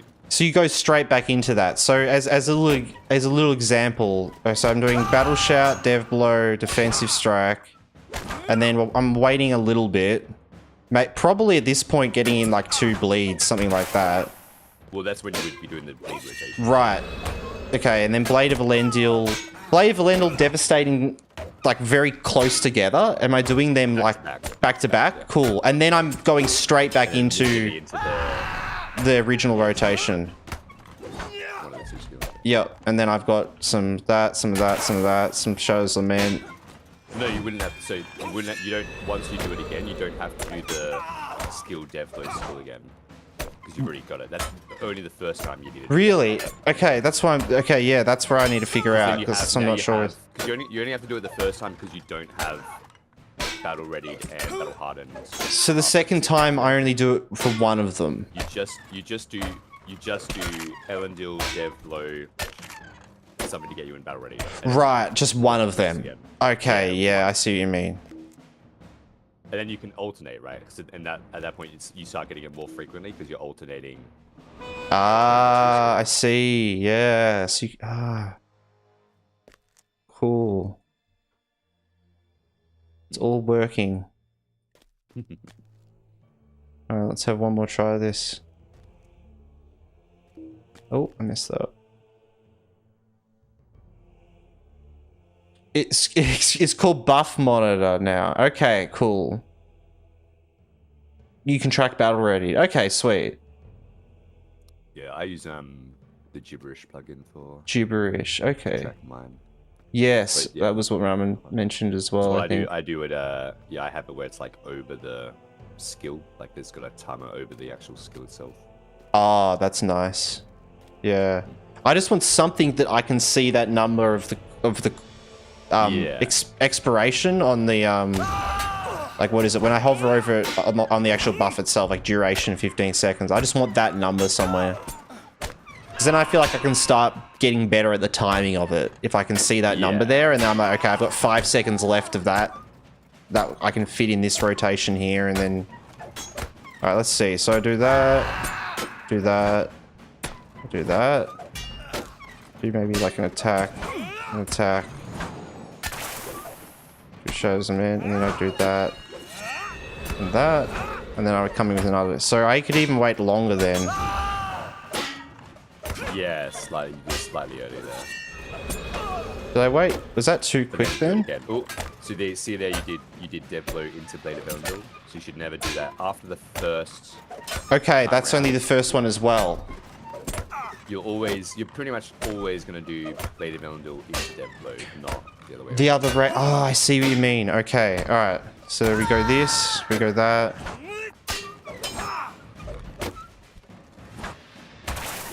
Do something like that. Yeah, from after you've done that setup, now it's always Elendil dev blow. Because you did start everywhere. See that there? Aha! I got it. And now I've got a bit of time here, and I wait. Oh, but then I do. You should have done. You did. That's when I should have done the defensive strike. Okay, instead of waiting. Yeah. Okay. So it's gonna be 3 skills back to back to back. The Elendil dev blow battle shout or Elendil dev blow defensive strike. It's always gonna be in that 3 skills because there's no in between those. Wait. So wait. Say that again. So you got 3 skills in a chain. It's either going to be Elendil dev blow battle shout or Elendil dev blow defensive strike. Right. There shouldn't be any delay between. Oh no. Okay. Yeah. Cool. No delay. Any delay means you're not getting back into battle ready. Right. Okay. Yeah, the first rotation's like just a little bit, just getting into the rotation. Yeah, and it's where it is chemistry because like you have to do that to get both the battle ready and battle hardened, and then from there, by doing because now you have that little, you can go boom. And I can boom, and then boom like that, and then I would wait a little bit, and then I would do boom like that. Oh, I got a bit of lag and I messed up and used the wrong order. Damn it. That was looking so good, and then I messed up. Well, it was, but you still use it slightly. Did you see how you started to do it, but your battle shout had a few seconds left on the cooldown? Yeah, yep. It's like the timing of the queue up timing or whatever it is. Yeah, while you're learning it, that's definitely the most awkward thing because you're wanting like, oh, I've got my Blade of Elendil, I've got my death blow ready. Yeah. So you go to do it, and then you realize, oh, whoops, my battle shout had a few seconds. Because then what's going to happen is when you do that and you make a mistake, now you're wanting to like feel. You need to use some skills in between, but you're not battle ready, so you're missing whatever the battle ready buff is, right? Yep. You're missing the 40. You're missing the 40% damage, but it might What? be less for you because you don't have that. Yeah, what is it? I'm curious. Yeah, if you tooltip battle ready on your 25, yeah. yeah, Still insanely good. When you get 40? your 41.5. Oh my god, wow, okay. So That makes a if you lot mess more up sense. and any skills that you're doing during that time, 40% less damage. So it's like not. Yeah. Messed up. Wow, that's cool. Yeah, it'd be 25%, so it's still impactful. So you wanna get patient, and that's obviously like you said, if you have time, that helps. Yeah, I think just like always being able to see that number on screen to kind of know how much time, especially while I'm waiting right here. This is the moment where I'm kind of like, I need to have feel of things to do, which I'm just practicing doing a heap. That's slightly too early. You have to do 2 skills before it's ready. Yeah, so I almost want to like nest some skills in there. Right? Then you've got the defensive strike ready there.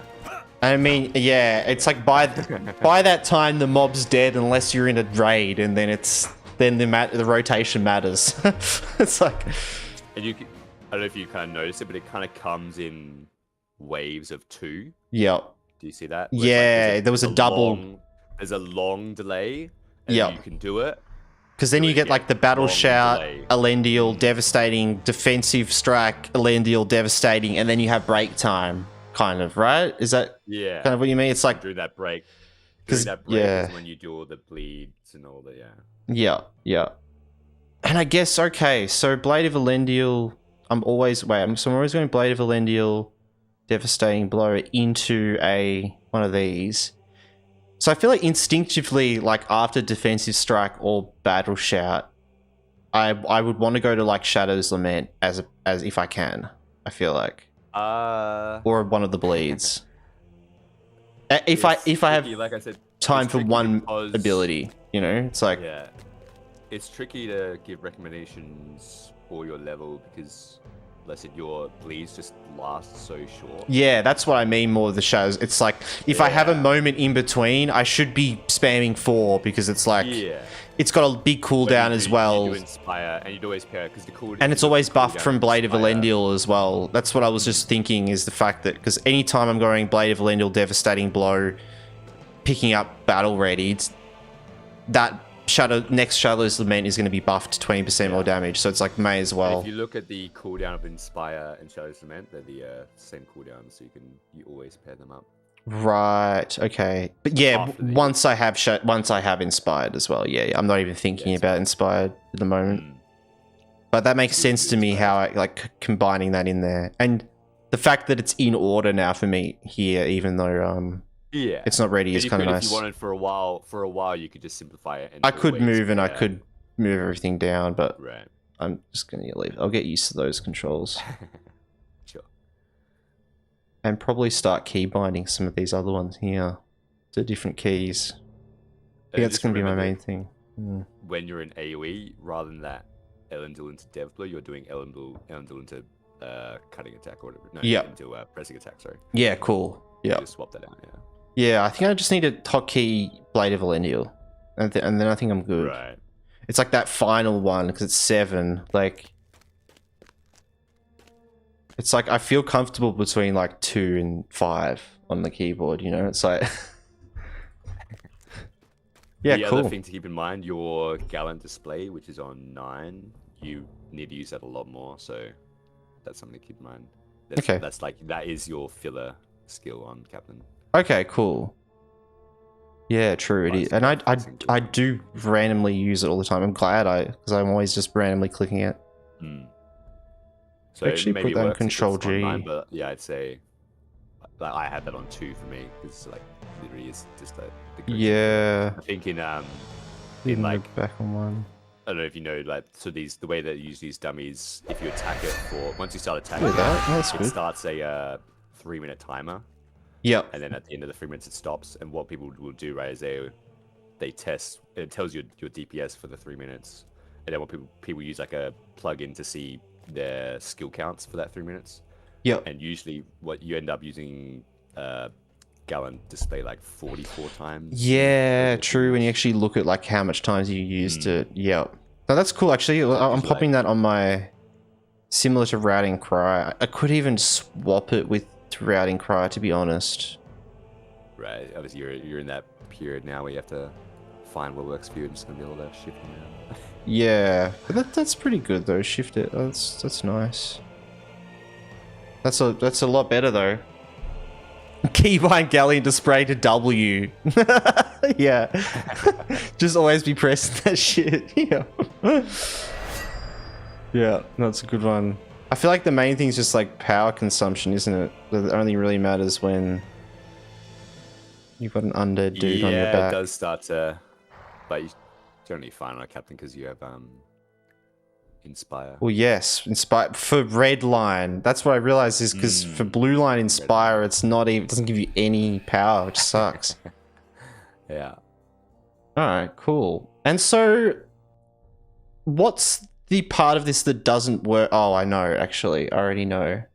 That doesn't work for red line. For blue line, so it only works for red line. So that's this Master of War part, right? Yeah, I forget. I haven't done too much blue Captain, so I'm not sure how to use. I don't know what the functionality of Inspire is in blue, but in red, yeah, it's obviously you use it definitely before your. I'm not sure if there's a similar dynamic in blue where you want to pair it up with something. I don't know. Let's have a quick look right now, and more so the thing that I was saying didn't work in blue is the bleed stuff. But I said we can't really get into the bleed stuff because it doesn't really work with. Like I said, you only have like 5-second duration on Grave Wound, whereas mine's 16. When you have, I don't know if you want to just like ignore that, or I could go over kind of what is in the feature in terms of like the bleed rotation. I don't know. It's up to you. What is... I'm just so confused myself because I was looking at a screenshot I took and I think I randomly moved... Why is this here? What the hell? Oh. It's alright, just... I took a screenshot And then they're all in the wrong spot again for some reason. Alright. Alright.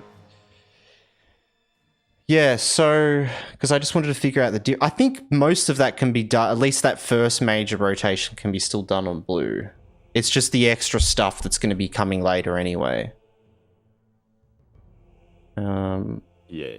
I may not even need all of the heal stuff now that I'm a bit high level.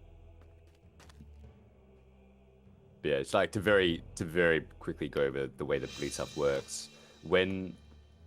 Later on, when the that bleed spread, right? We talked about how you do cutting, and then grave wound spreads cutting, Yeah. and then Shadow's Lament spreads grave wound.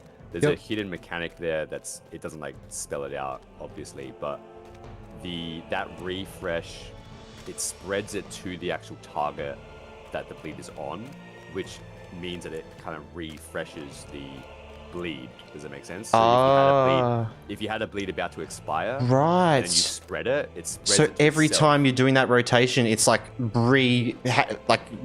just refreshing it on everything around them, or everything and it hits. what happens is when you get the LIs and you have the increased bleed duration, when you refresh it, you can end up with double the bleeds, right? Because you can apply one, spread it to itself, apply a second one, and now you have 2 bleeds running. And so a big thing with optimizing Captain DPS is maintaining 100% uptime on the double bleeds.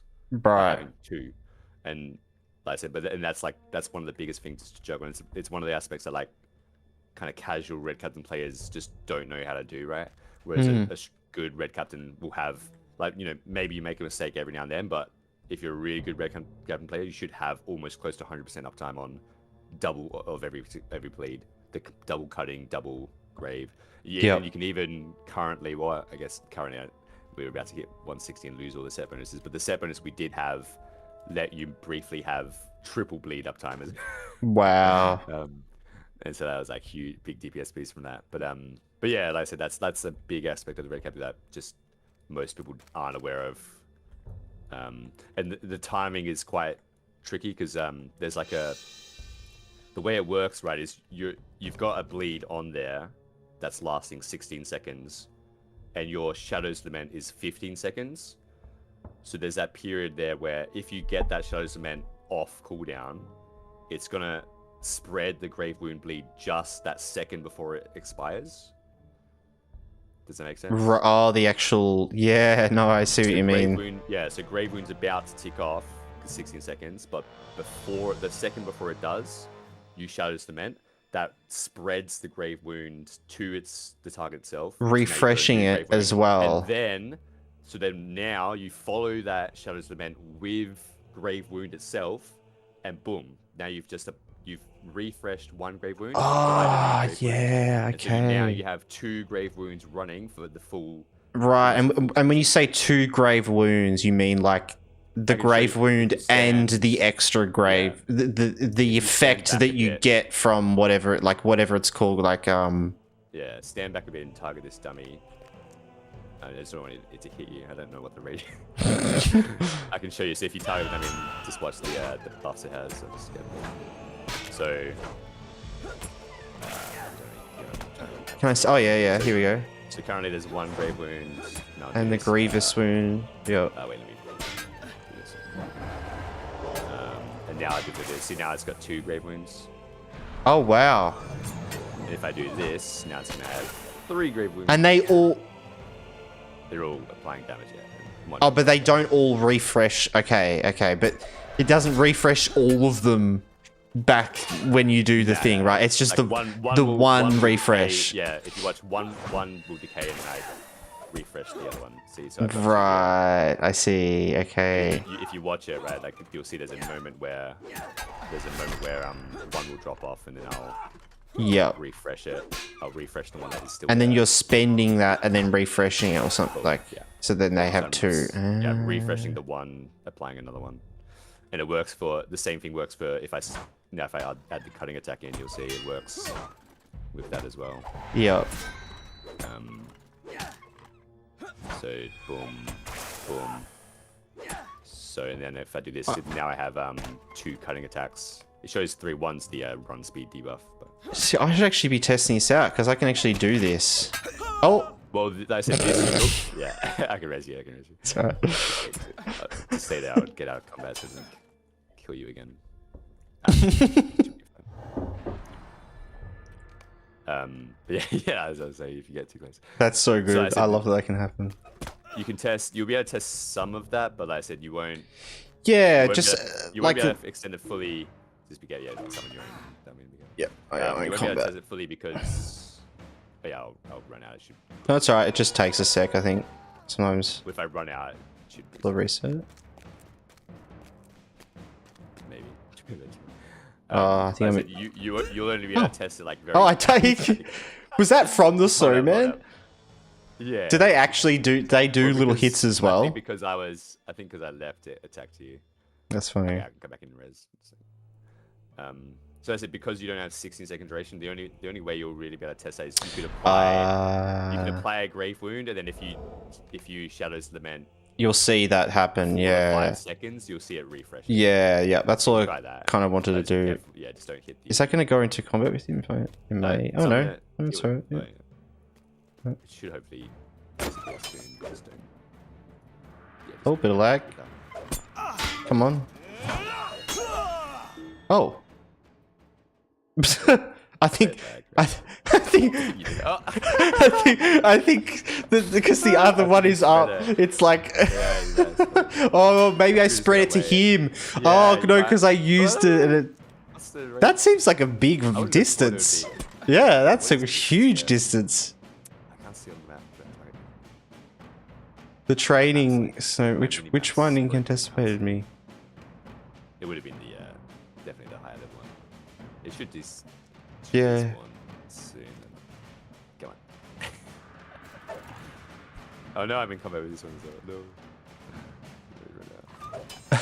I can retreat as well if I need to. Well, if you retreat, it's going to send you away. For some Or I weird guess place. You can revive for free, I guess. I could do that, yeah. I can do that as well. I can revive. We are counting deaths here, yeah. Everyone's it's alright, guys, it's in Death's house. It doesn't count. Yeah. This is limbo. Surely this is going to be missing. I guess I didn't do a full pass, actually. What did I switch back to? Second death. That's the thing with the dummies, right? Like I said, if I summon one, it's like gonna. It's gonna be, but yeah, true. Especially with the spreading of them. Well, that's all right though. I'm gonna practice that now. I'm gonna practice the I'm gonna go out. I'm gonna go out there as a red line and just obliterate. That's. I feel like even just that basic bleed rotation, just like even though I can't, it doesn't last for that long. It's still insanely good damage. And something to keep in mind while you're questing. You might not have time to do the full battle shout, dev blow, defensive strike. So you might just want on fighting mobs and stuff. You might just want to like battle shout and then just do a bleed rotation, right? If that makes sense. Yeah, that's kind of what I was. Yeah. Yeah, like the 25% is stronger than the battle hardened, but but ideally you can get both. So in situations where stuff is going to last long enough, you would do both. You'd get yourself into battle ready and battle hardened, and then you would do the bleed rotation. That's what I was thinking I'd do most of the time, at least practice. Because that seems like efficient damage output for leveling, and what you're fighting is just like battle shout, devastating, defensive, and then cutting, grave, shadows lament.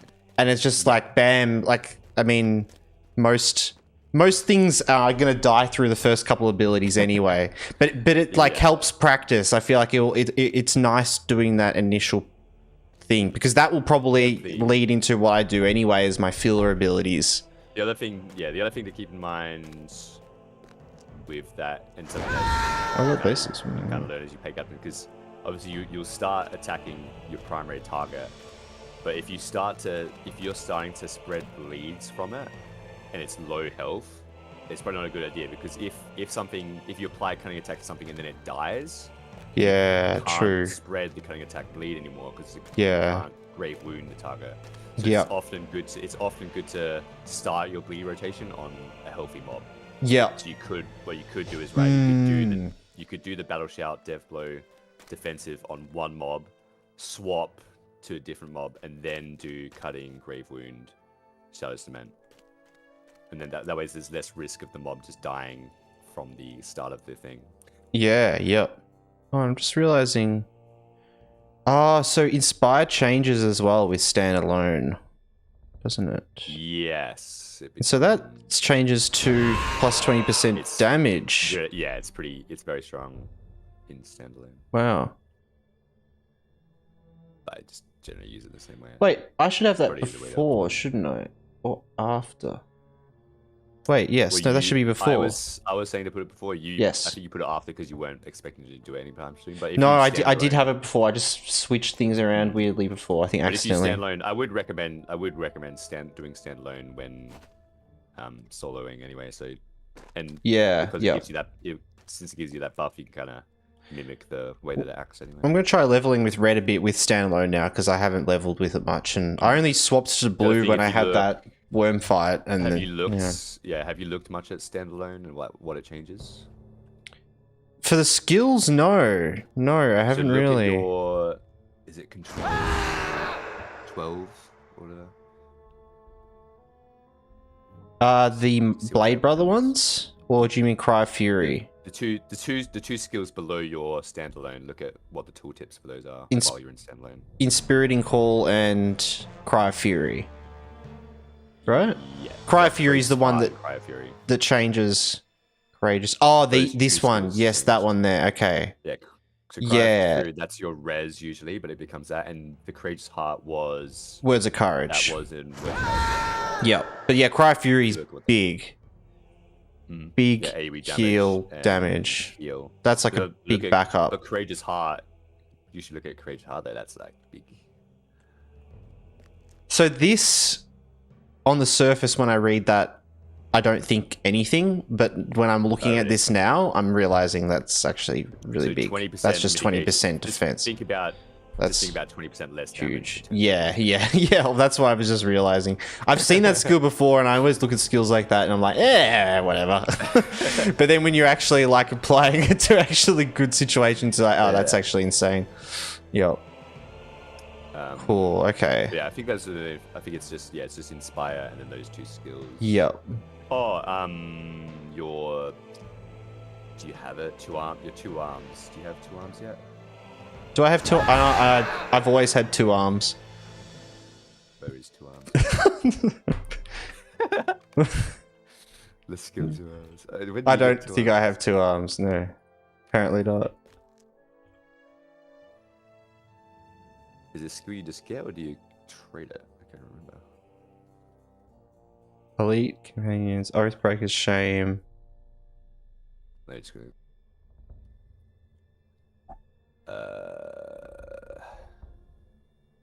2 arms. Where is it?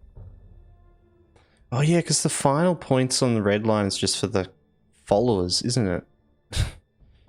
Level 40. Okay, so in two Oh my levels god, you we're get so another close. skill. We're just getting You get another teased. skill. And what it does is just another damage buff with a minute cooldown.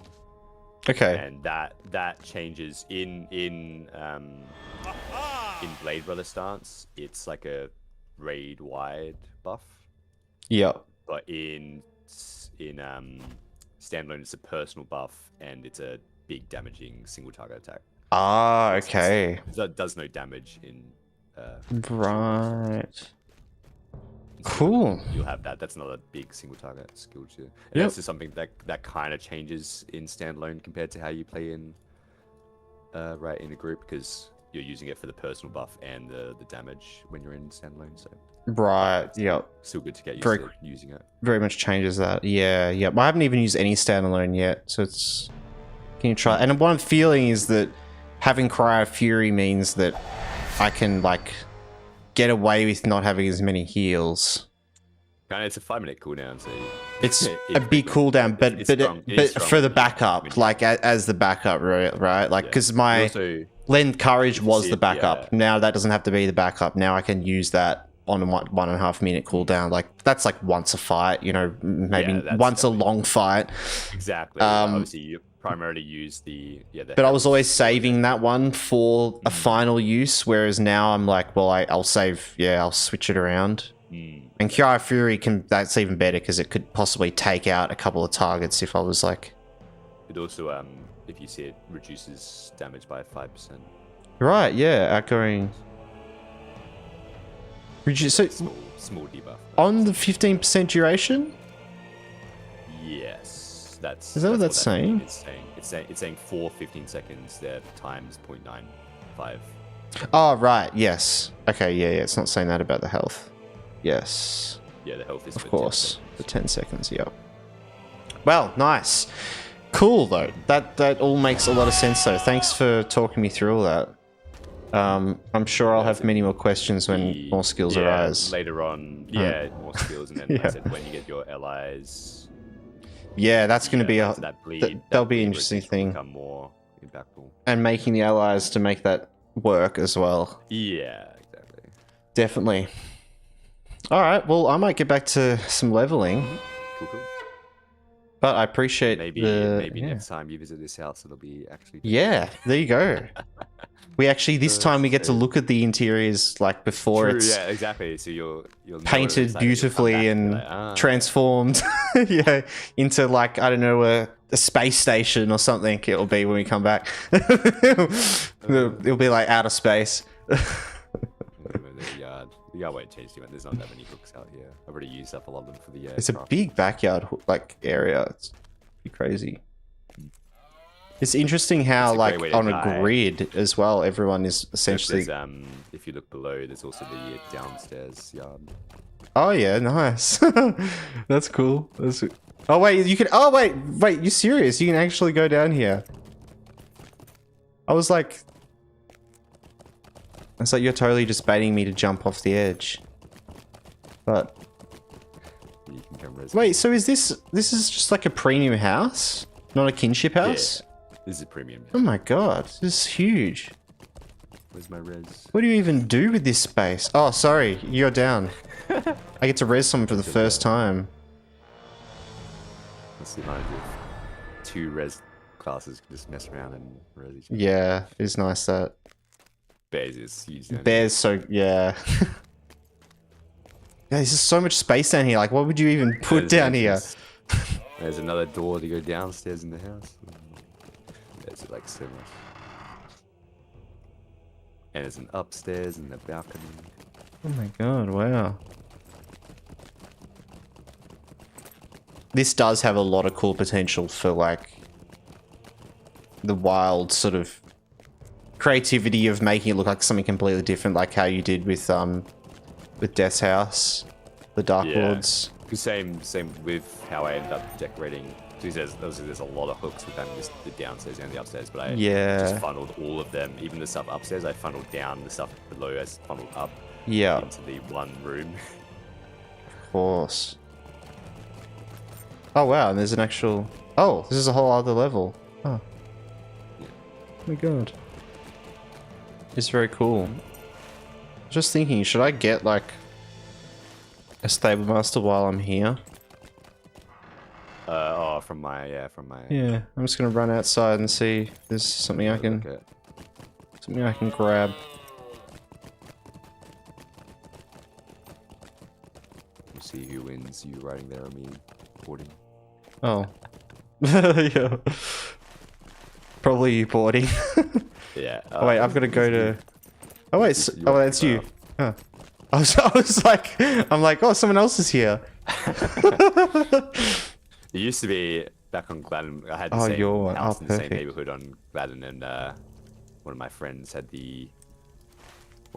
purchased the house next to it. But then just randomly, one of the people that we raid with a lot had the house across this bridge over here, and that was just completely by chance. It was like crazy. That is all the houses. Wow. Yeah. They just happened to have that one. Walking across the bridge ready for raid. I forgot it says House of Death now, because back on Gladden I accidentally bought it. The wrong.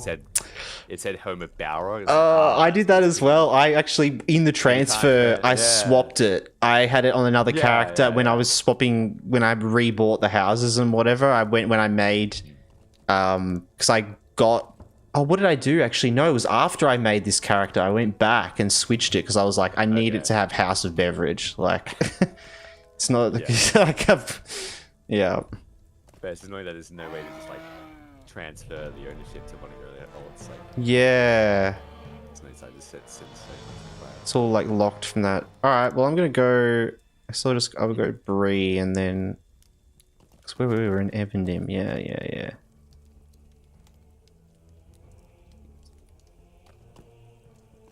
I go Michael Delving actually. Cool. Awesome, man. Well, thank you for that. It's nice to get some proper knowledge. I'm gonna jump off from the Discord. Easy. And enjoy it. finish off some more streaming. Yeah, thank you. I'm sure we'll be back for more in the future. But I'm actually I'll try to send you. I can send you some like write up in case you want to refer back to it. Sure, yeah. I'll like It's probably gonna be a lot to kind of juggle in your head as you're practicing it for a little bit. Yeah, but I've got the idea. Yeah, I've got the idea there now, at least. I think, and I understand it. I've understood it at one point in time, which means I can get back there. I can get back to understanding it. All right, man. Well, thank you for chatting. I appreciate it, bro. And I hope you have a nice night as well. But I'll let you go. Cool. All right, night, man. Boy. All right, nice. Welcome back, everyone. We were just doing some tutoring, teaching with Death, teaching us some captain skills. How you going, Slack Jeff? Hello. I'm sorry I haven't been reading chat a lot, guys.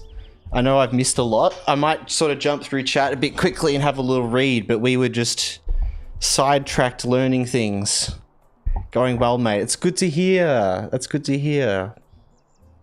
Death is a mentor, yeah. What I switched back to had sound turned down. I came back to this. Yeah.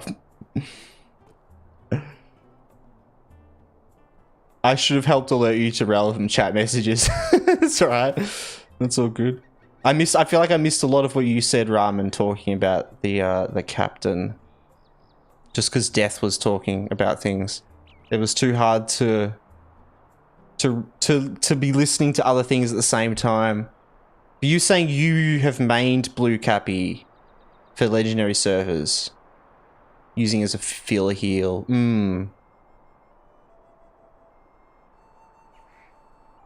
But yeah, okay. But yes, we just had a little bit of a detour to figure some things out. Now that we have a new skill unlocked. Where is it? Defensive strike. We have a couple of new things we can do. So yeah. But yeah, I'm doing good. I'm doing good, Jeff. We're back from a little bit of a weekend break. Where were we? In Everton, yeah. I've gotten distracted from what we're doing. My brain is in like learning mode.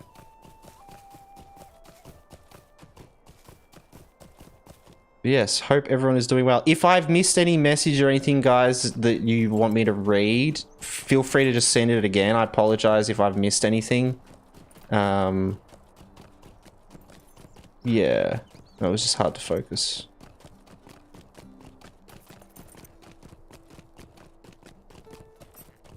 But I think mostly all good, yeah. Oh, and Ludo. Yes, hello, Ludo, as well. Welcome to the chat. Hello, did we miss anyone else who came in? Poison as well, you popped in.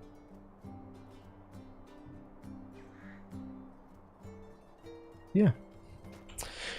We are going to get back into some Edmonton though. Let's do that. Spies and robbers. So I think we've got to go back up here. Hello. Yeah, Death was kind enough to jump in Discord with us, and as you guys probably would have heard before, his lovely crisp voice teaching me how to play the game. He was kind enough to jump in and show me some tips and tricks. I feel very well versed and informed.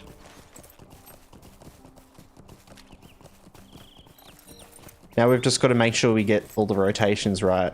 Fighting mobs. Spuss.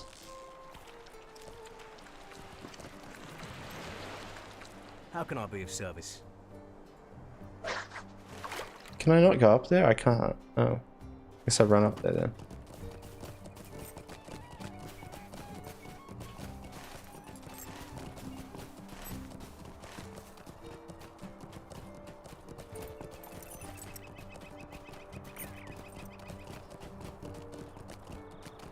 Alright.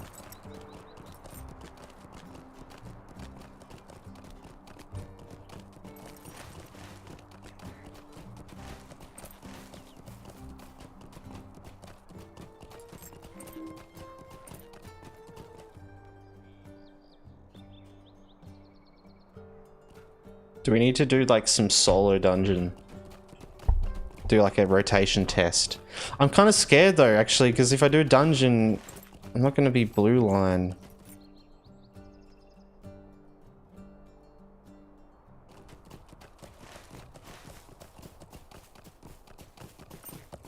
Ready? I'm about to rotate all over this guy. Yo, dear! Okay. Cool.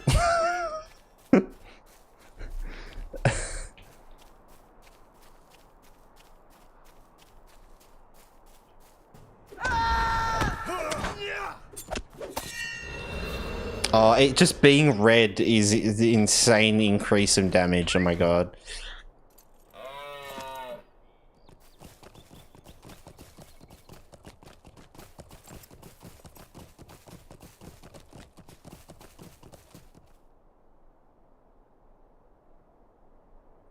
What am I doing? Oh, this. There it is.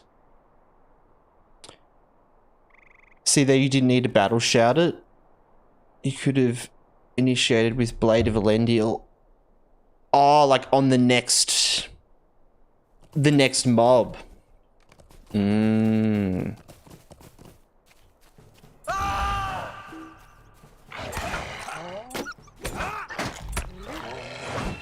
Still had it from the right, yeah. And that's why I feel like I want to thing up like similar to where I have Rallying Cry and Routing Cry here.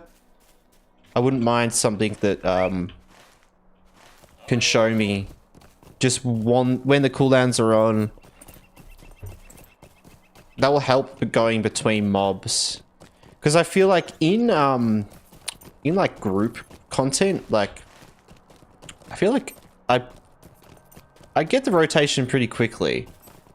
I think it's just moving between different things and it's changing very slightly is where it gets complicated. It's like if I'm switching between fighting multiple mobs or if I'm like jumping between questing areas, like it's a bit more complicated to make it efficient.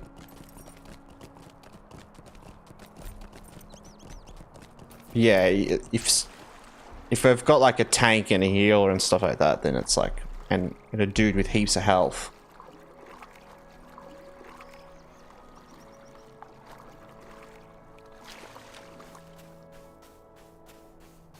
Yeah, some cases landscape requires more improvisation. And not that it's like harder because it's like easy to kill landscape mobs. It's just about efficiency, right? It's like, it's harder to be efficient because you overuse abilities. Might I take a moment of your time? Might I take a moment of your time? Stay a moment. Might I take a moment of your time?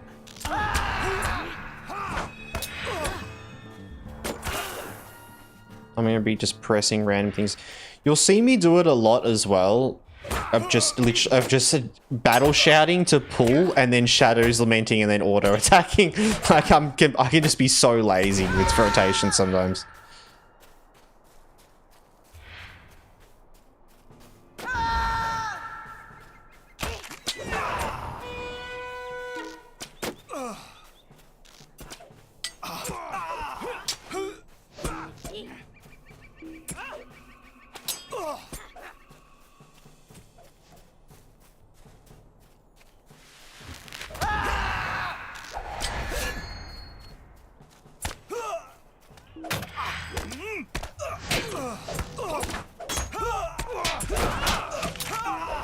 I don't know what I'm doing here.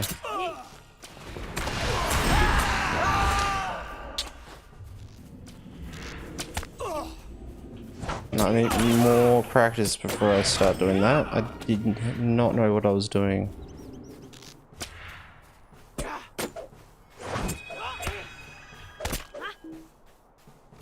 Is the red rotation more efficient? Do it kill faster? Like, it does more damage, so yes, but also we don't have as much survivability. Yeah, so it's kind of hard to decide what's better. Like, they're both just as good in different ways. I often just run up to stuff as Cappy. Yeah, I just like it's a bit of an RP thing of just running up and auto-attacking and jumping in the air like this. just yelling at something randomly. I love it. This is just a way to maintain. This isn't really min-maxing. Yeah, no, Alex, and look, I honestly agree with you, Alex. Like, I don't really like to min-max in games if I can. It takes out a lot of the fun for me as well. I feel that, but there's an element of that though, that there is some fun to min-maxing certain elements of a game once you get to that point, you know, because like you reach a threshold where that is now more exciting. But I'm definitely not a sort of person that likes to just min-max from the beginning at all.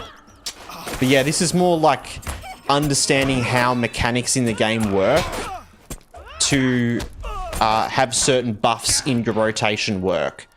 And I don't know, what I like about something like this anyway, compared to like this is the best way to do something, is that there's a lot of different possibilities with it. It's not like you always just do this one thing.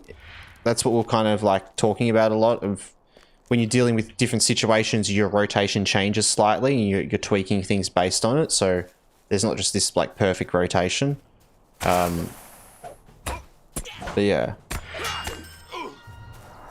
I could obviously tell you the whole sequence of skills to optimize every second, but I don't think you'd enjoy that. Yeah.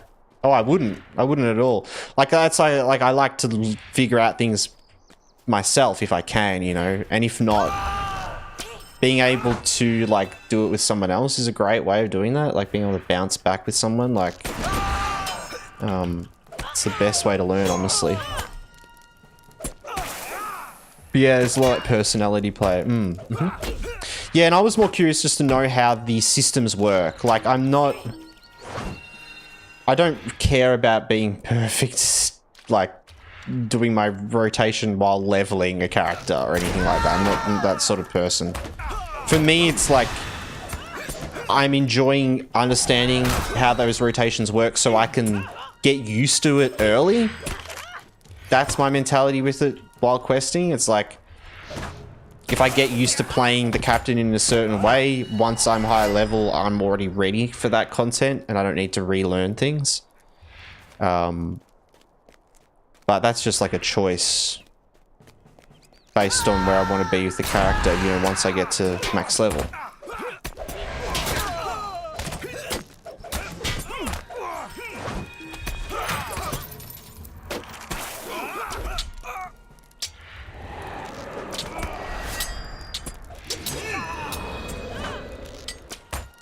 Yeah, even if you don't use the mechanics, you understand how they work. Yeah, exactly. Yeah. I'd want to do that with any class. And it's interesting with Captain, because Captain's just unique in that way. I've never played Captain enough to understand all those things. Like, if I'd played Captain a lot, I would have figured all that out anyway at some point.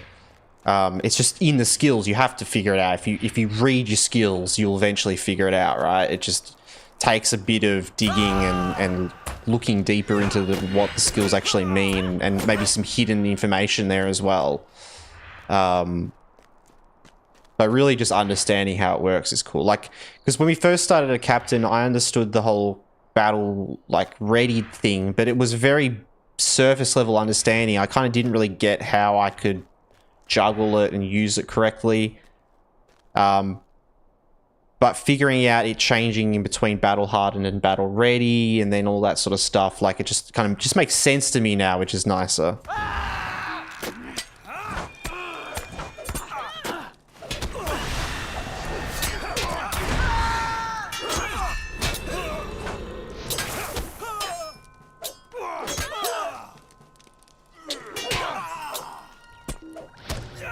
in a hardcore version, like in WoW hardcore, I actually like to min-max, but also take my time doing so. But also, I don't feel like I need to. I feel like I'm super strong. Yeah, well, that depends as well. Like, it depends. If you don't play with any landscape difficulty or anything like that, you're not going to have any issues at all with battles or fighting. You know, and that's fine. Like I've played the game like that many years. I enjoy loot in games. Like, I enjoy gear and stats and progression with loot. So, like, I kind of like to have a bit of fun with not as much min-maxing, but like optimization and efficiency, because it's like, it's just fun to do. It just, for me personally, like, I just enjoy an element of that, of getting excited about things, of, oh, there's a cool weapon, oh, those stats look awesome. Like, I genuinely am excited about it. Like, I'm gonna go to burn the rowboats. But yeah. So it's kind of nice to, like, sometimes enhance that a little bit, you know? I don't like to, like, min-max, but I like to think about the efficiency of things sometimes, and, like, you know, this could be more optimal and theory craft stuff. But I'm not determined to find the best answer. I'm quite happy with, like, what I found, you know, something like that. Right? I guess that, if that makes sense.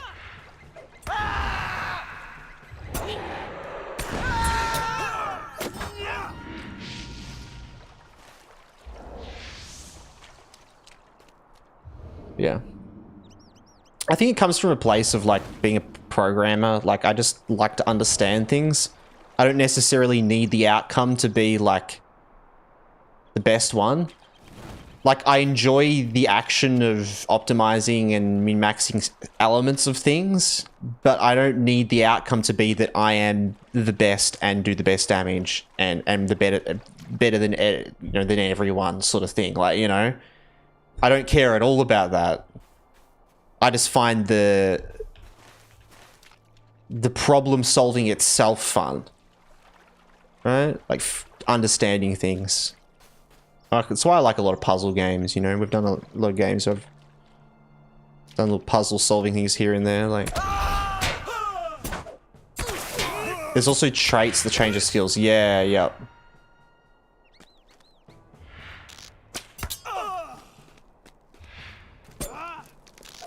Yeah, majority of level cap captains don't even know the stuff I showed you. Yeah, and I like that. That's a good point. Yeah.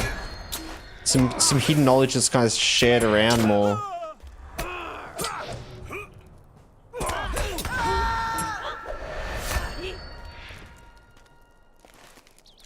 Where are the rowboats here? Most captains go the whole game just doing Dev, Blow, and Blade of Elendil. Well, I mean, that's where I was at. I've just been doing that this whole time. Legit. And then from Blade of Elendil back into, like, Shadow's Lament or something, because I thought that was the most value. It's like, there's more value? Yeah, the way the game does, yep. Posted it in general chat.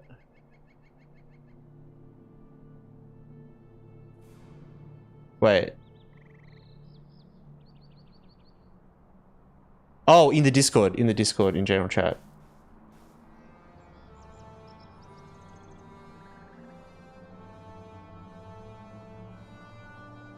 Dice Scrabble. That's fun. How does it work? You, like, roll the dice? That's cool. It's like a portable Scrabble, right? In a lot of ways.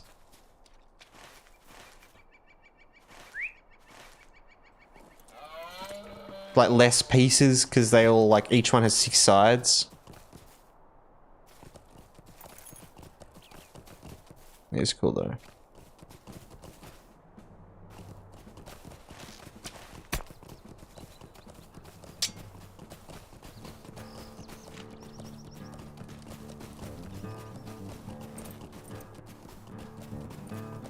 "12 dice with different letters. You roll them and make a connected Scrabble with the letters you get." Ah, okay.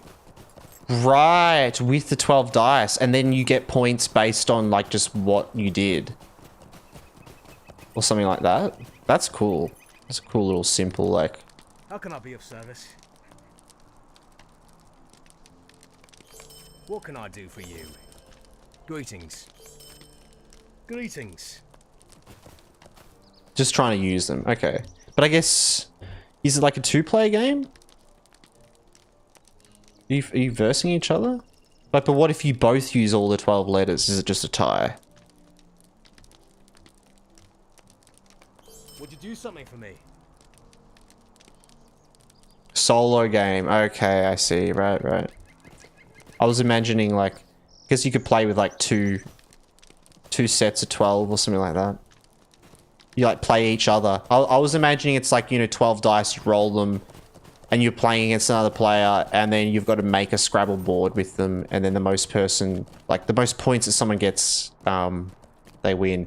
Like, if anyone's heard of like bananagrams, is it called? Bananagrams? Which follows like a similar premise as like Scrabble, with connecting words and making it words, but it's very different. You have your own little board, and it's a fast game, like, you know, maybe like a 5-10 minute game.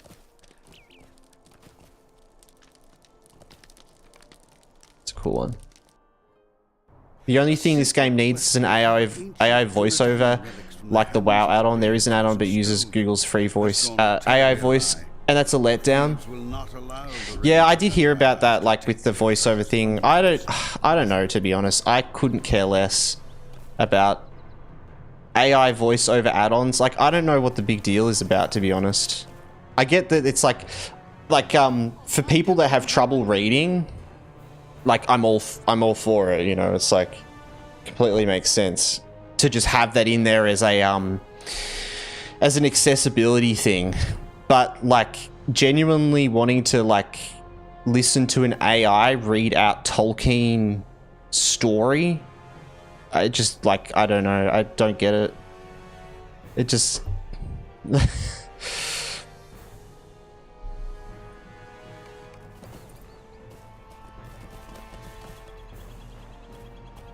gives the game a voice unlocker, has lots of text, so I don't really bother reading it all. Fair. Yeah. It's just very immersion breaking. I don't know. Having an AI reading out. And even the ones that are done well, like, I feel like that with the WoW ones as well. Like, I don't like any of those. And some of them are quite good as well. Some of them do voices for all the races and characters pretty well, but it's not like...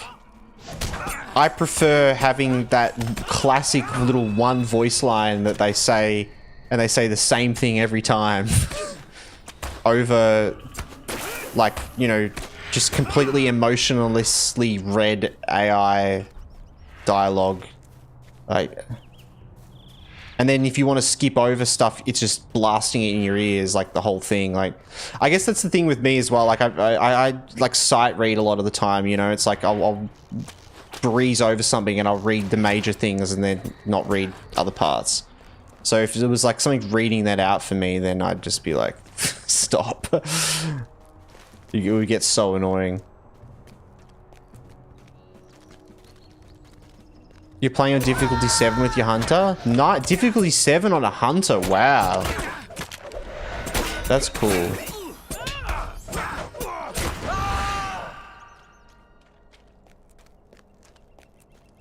Yesterday you found a quest line that had to be done in a group.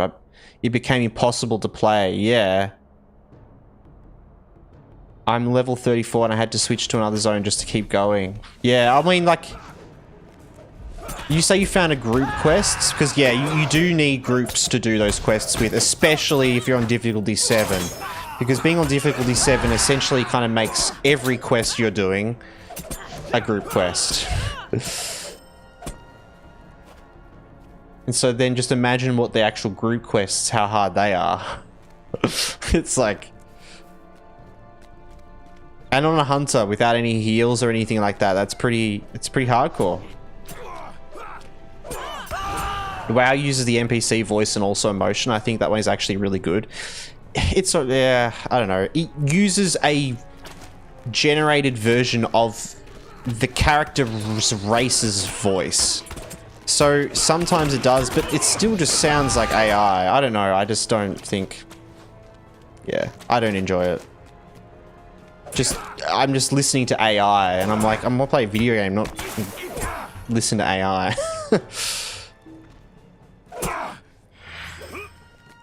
Yeah, I completely understand it though. If you like it being read to you, essentially, you know, listening to it like you would listen to like a podcast or an audiobook, like, you know.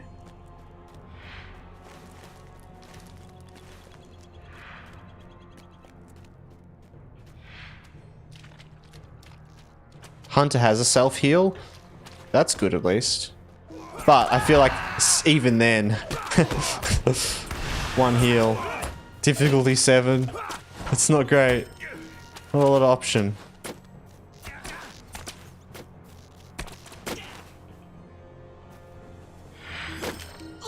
I love this option to change the map difficulty, and on difficulty 7, every move has to be very carefully planned. Yeah. Oh, it's so much fun. And look, you just find the difficulty that works for your class. The truth is that in LOTRO, like, every class is very different, and not every class is the same balanced at all. But that's part of the joy of the game, right? Is that, like, they're completely different roles. And it's a bit more like a classic MMO in that sort of way, so it can be a bit brutal at times.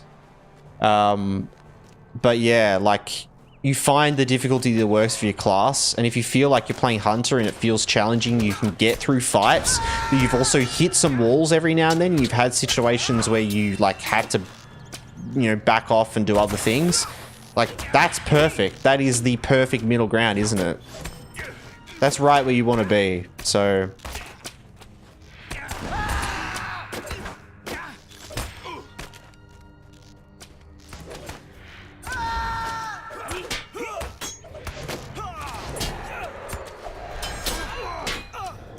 Yeah, we're only playing this. This guy is on difficulty 3, so he's quite low difficulty. He's just at the minimum to get the deeds. And I did really enjoy playing on higher landscape, and I will on future characters. But for this guy, like, just because he was like a main and I wanted to be able to like grind deeds easily and do other things, other content, I was like, I'll just do it at the difficulty 3. But yeah, progression definitely feels a lot sort of cool, you know, meaningful in a lot of ways.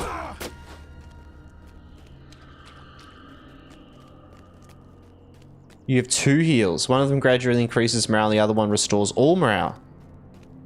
The cooldown on the second one is long. Okay, yeah, that's like a backup cooldown one. Yep. So you only have like 1 main heal, because that's like a backup. Greetings, friend. That's good though. Are you playing like I imagine a blue line? I imagine blue line would be pretty good for high difficulties. Or I guess red could be really good for slows and like actual damage output. Just imagine blue so you can just keep moving.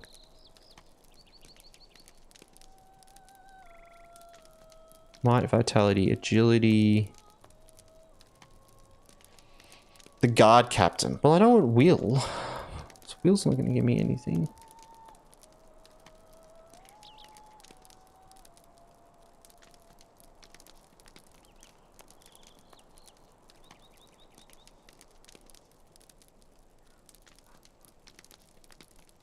That seems like a pretty good one. Oh.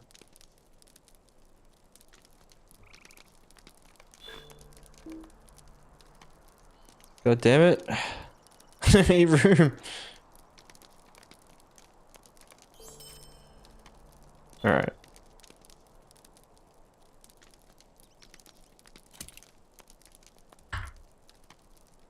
Would you do something for me? I can go back to Tinador. Lovely.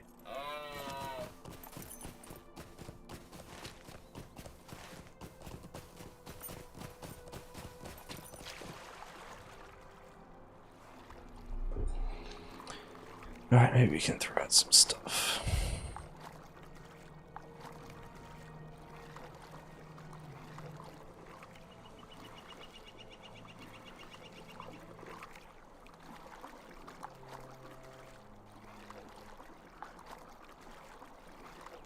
Oh, Alex as well. I just saw that over on Discord. There you go. Welcome into the Discord. Anyone else that's interested as well, if you're interested in joining our Discord server, where I post sort of announcements and schedule updates and chat about things stream related and other things game related as well, go check out the Discord. You're more than welcome to come join the fun. Next week, we've got a pretty exciting Christmas Eve stream sort of extravaganza coming up. So from next Monday, the 15th, up until the 23rd, every day that we stream, we're going to be playing a completely different game. We're also going to be doing some sort of stream challenges, like a sub sort of goal over the course of those 10 days. So there'll be a couple of things to go towards, which will be sweet. But that's going to be cool. We're going to be playing like some completely just random new games and things I've had on a list for a while. Possible couple that could be potential like long-term games that we play more of in the future. Some little one-shot things, couple little challenges. I likely won't be streaming like every day of those 10 days, but I'm going to be trying to stream as often as I can. The original idea was to do a sort of like an advent calendar thing. So we've got a list of games. You guys aren't going to know what games we're going to be playing. And yeah, every stream after the 15th until the 23rd, we'll be playing one of those random games. Which is exciting. It's going to be a lot of fun. A couple of you guys have sort of been asking about here and there, and some other sort of random ones as well that I've been thinking about. Yeah. Before Lotra, I tried the Elder Scrolls Online. I honestly hated it. Really, I love the Elder Scrolls, but the online version is terrible. Everything's extremely easy. There's no excitement at all. Right.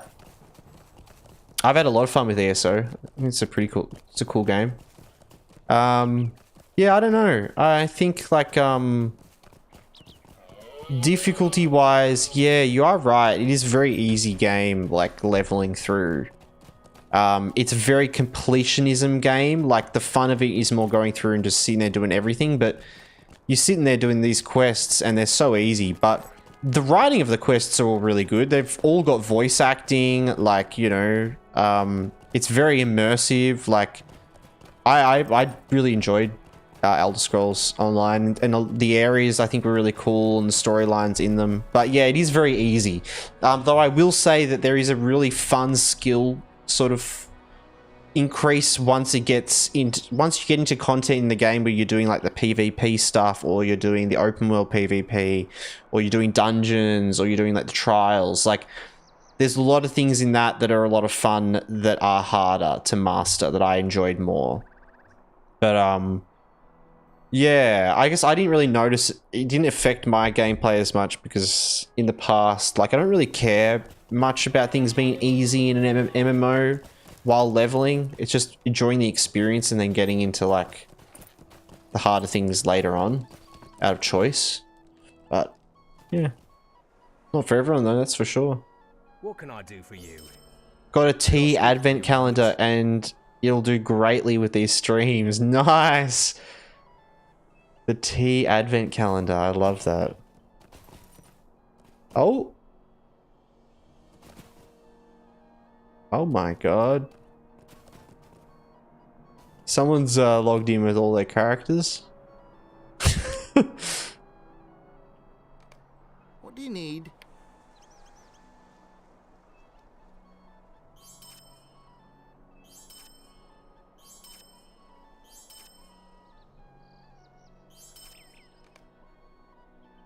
What time is it as well? Yeah.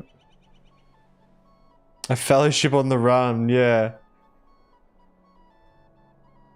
The Fellowship of the Evan Star.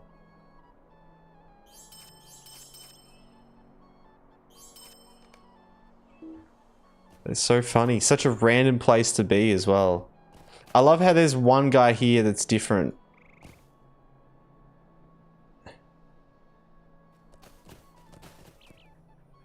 Wow.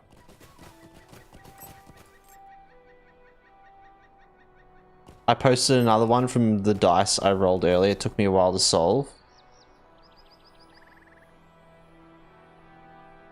Ooh. Right, yeah, so you roll it and you've just got to fit it together. That's actually... I might have messed it up. Uh-oh. Wait, lech. Zen? Zen's a word, right? NY. What about NY? Is NY a two-letter Scrabble word? You got to have your two-letter Scrabble words on hand.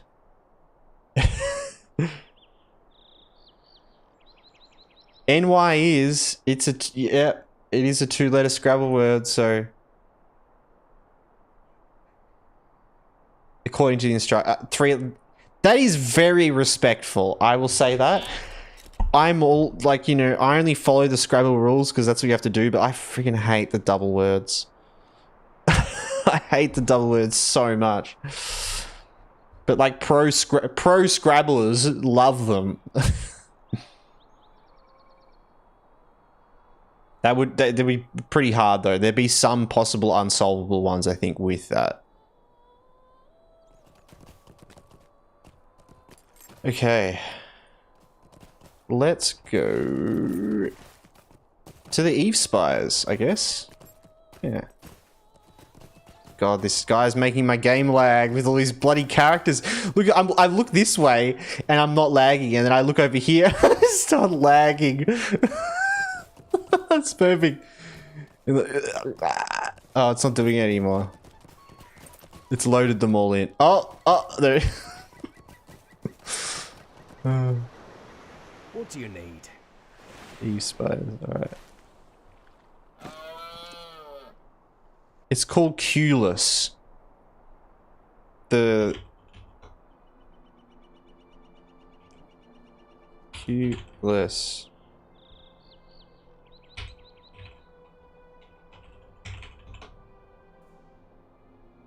Cool. Oh, it's got a cute little, since there's no Q. Ah, I see. It's got a cute little box. I think that would be a really good way to practice Scrabble words. Just sitting there rolling that. Harold, all good. Gotta go for lunch. See you in a while. All good. Thanks for popping by, Harold. Enjoy your lunch.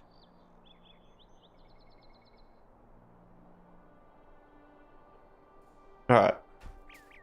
We are into the Eve Spires of Evendim.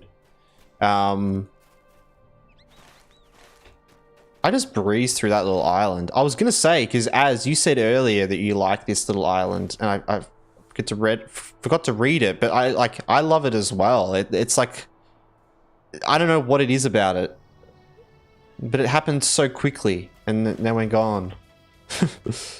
Maybe that's why I love it, because you don't spend enough time there.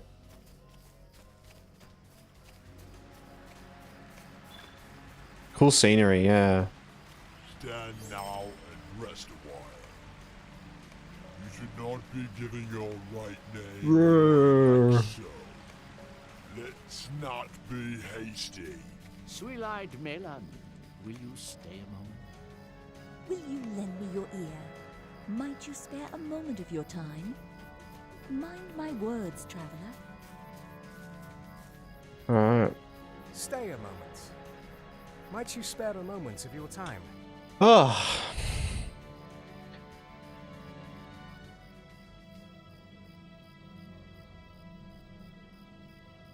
I'm just checking. Okay, cool. Alright, so we gotta help all these dudes. Help. Thankfully, I think we've picked up all the quests we have. Alright, now we've got to go up north. Let's set our milestone here.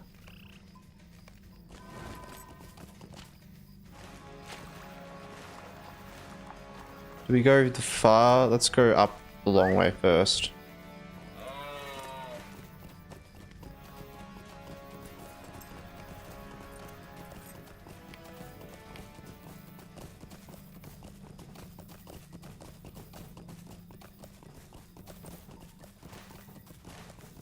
We'll just go all the way.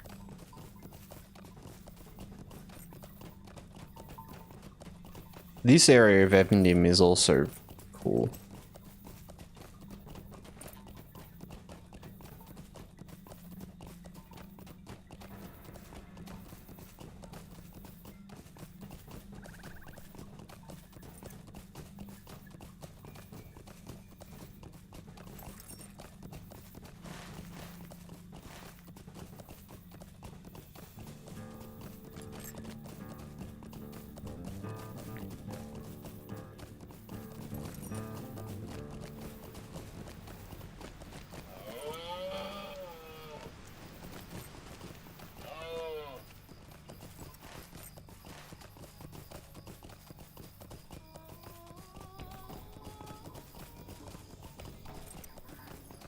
Alright, let's get in here.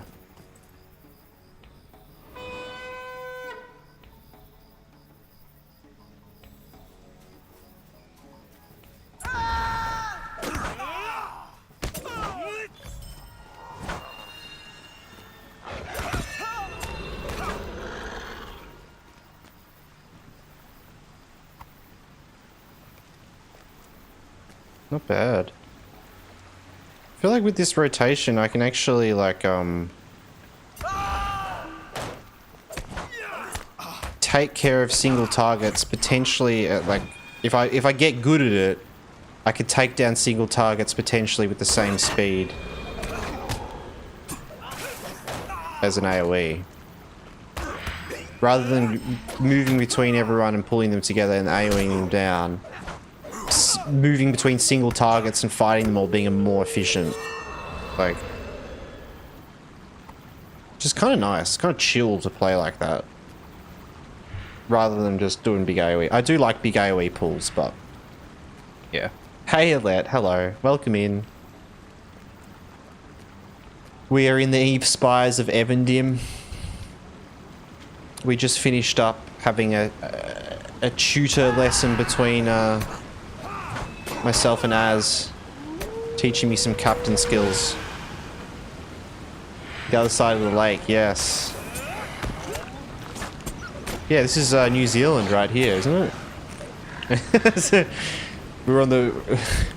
we're in Australia and now we're over in New Zealand.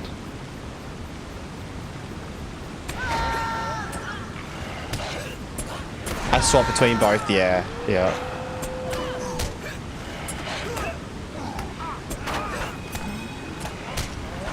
I'll do my single target stuff as I run up by to get buffs. And then AoE buffs up, and then AoE when they're grouped. Yeah, yep.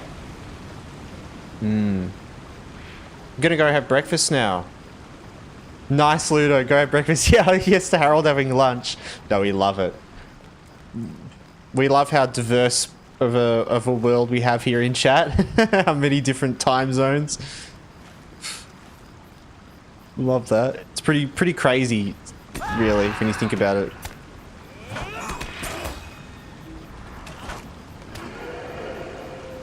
I need to figure out my rotation for my max Bjorning. Especially since they changed things. True. Isn't it just thrash, thrash, thrash? Thrash, thrash, thrash, thrash. Heal, thrash, thrash, thrash.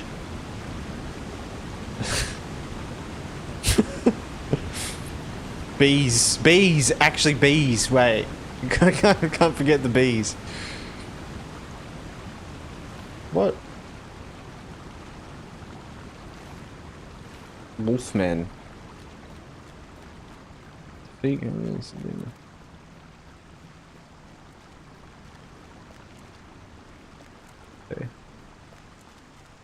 Don't forget about the bees, yeah. We've been there before. Got it, alright.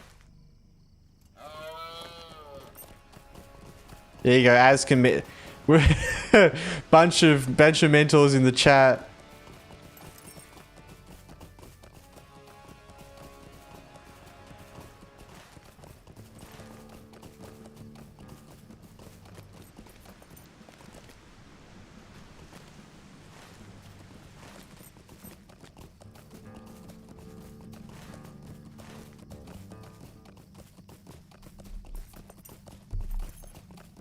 Alright. Let's just check here. I hope YouTube chat's still all good. I'm having some weird bugs with YouTube chat every now and then.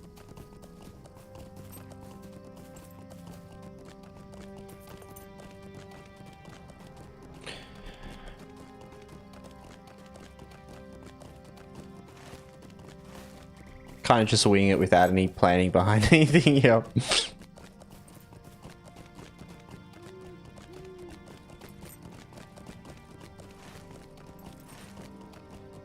Haven't played much Red. Ah, there you go. You're just gonna have to figure it out yourself, Alette. That sounds. You gotta read the skills.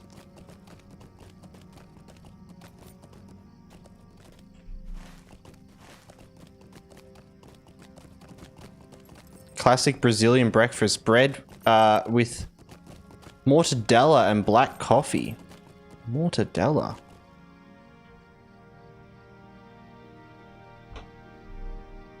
Oh, true. That the large pink sausage.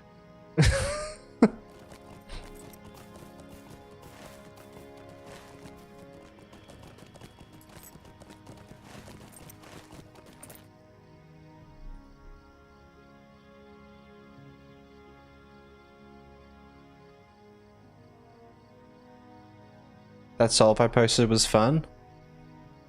That is. Is that how you spell liar? Or is that a different sort of liar?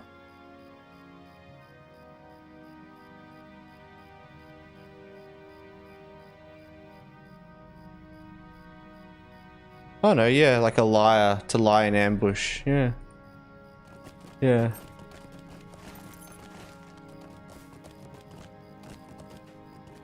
Oh.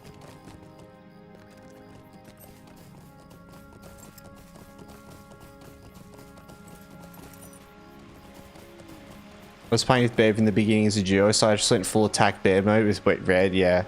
Yep. We're just leveling like no landscape difficulty, Lawmaster and Bear. So there wasn't much need to learn rotations. It was just like I press button, I win.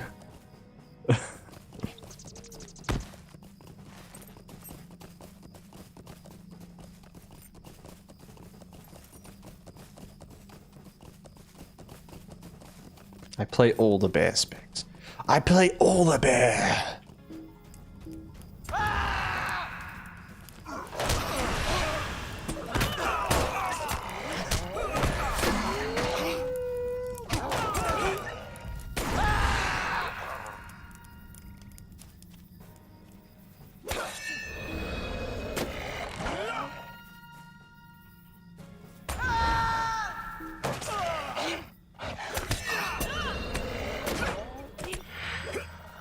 My god, this rotation's so good.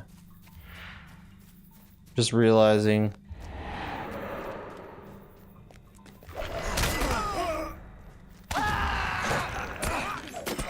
Oh, I messed it up though.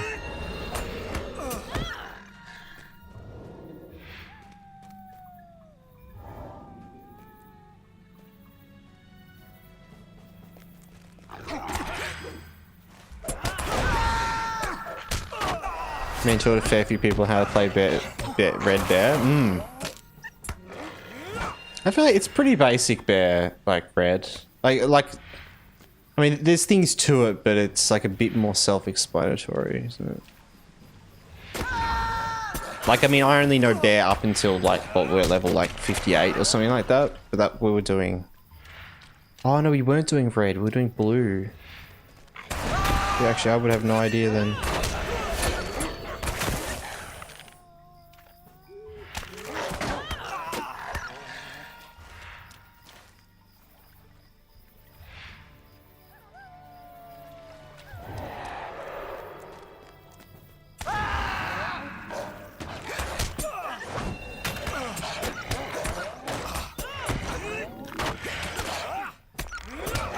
Yeah, instances for sure. Exactly, yep.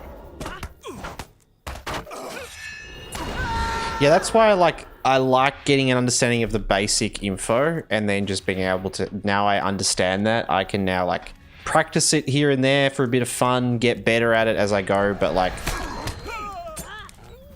I don't need to do like the rotations to level, you know, but it's just nice to just be like progressing something else at the same time. I guess it's that RuneScape gamer background upbringing I have, where it's like if you're grinding one skill, you're always grinding another skill as well, you know. It's like you always need to double up on things. So if I can also be saving time by like doubling up and like learning skills through trial and error as I'm leveling, by the time I'm like at the level where I'm doing instances, I'll be better off than, you know, if I didn't. That's the way I see it.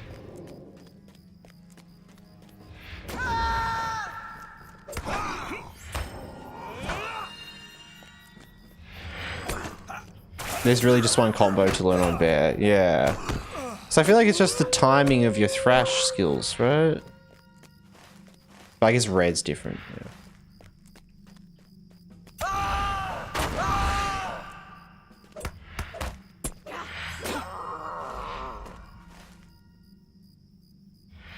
Yeah, there was like bear switch stuff, wasn't there?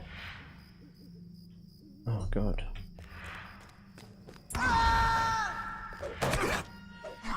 Yeah, I really need to these 3 skills here, I think I need to hotkey them.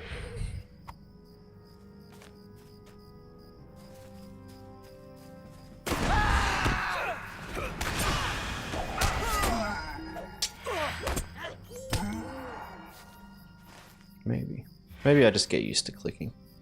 I think I'm also just not used to where they are on my keybinds.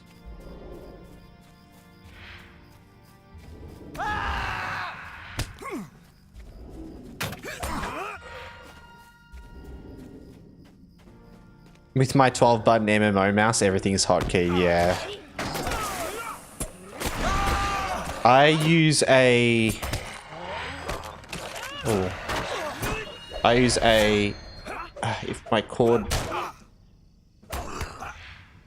Old school classic Logitech mouse. Oh, actually, it's not really that old school anymore. This is like the newer ones or whatever, but it's just the one with the 2 side buttons and the 2 top buttons, and also the thumb button. So, because I don't like those mice that have like the MMO ones where your thumb is where all the buttons are, because sometimes I really like to grip that spot. But I love having the top buttons. Though, it's weird though, I don't hotkey too many things. You'll actually notice though, I've got 2 hotkeys here. So my make haste and my interrupt are both on my mouse. So like I think my first one next to my thumb is my make haste, and then the one behind that is my kick. So I've got like my interrupt on my mouse. I normally always have my interrupt on my mouse, and then a speed boost or some speed related thing. And then numlock is on the top one, is always numlock for auto running in MMOs. And it's always on the mouse, so I can play one-handed. And then what's the back? I don't think I ever use that back button. So, oh wait, no, the back button's walk. Apparently. Apparently that's my... I mean, full RP mode. So I can do walk, and then I can do auto run walk. I've got my priorities straight for keybinds. Yeah, I just like to have a couple of basic ones on there, really. And actually, one of the buttons I end up having to rebind for some games because my middle mouse button doesn't work on this one, so... one of my buttons a middle mouse button backup button. So... need the gentle grip, yeah.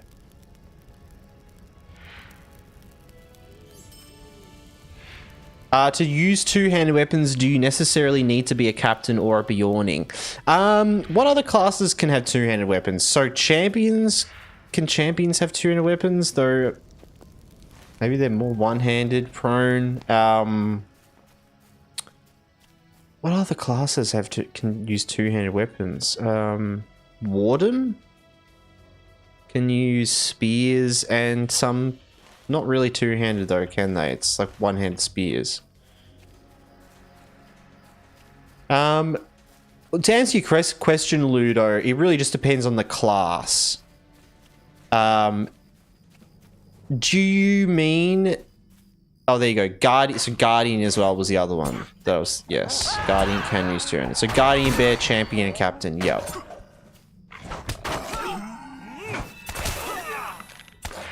Now, to wear an item cosmetically...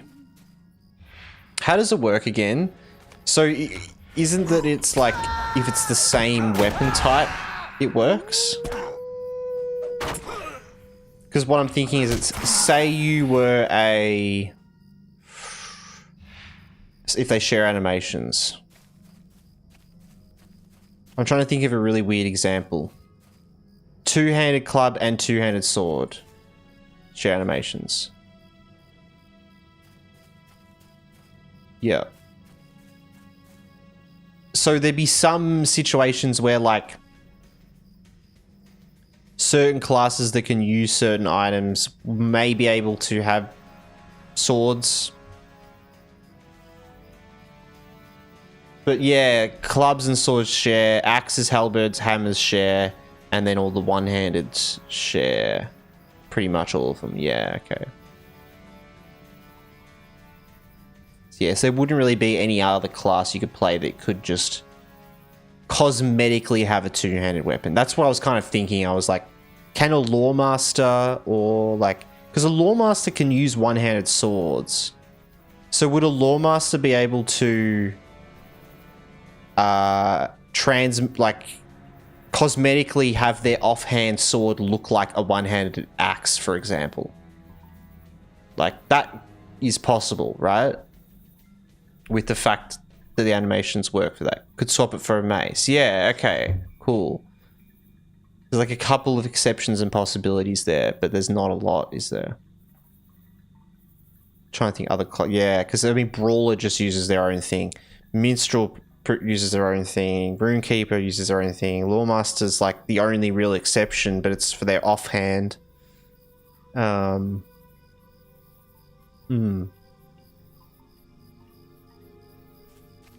Yes. Add marathon time. Yeah.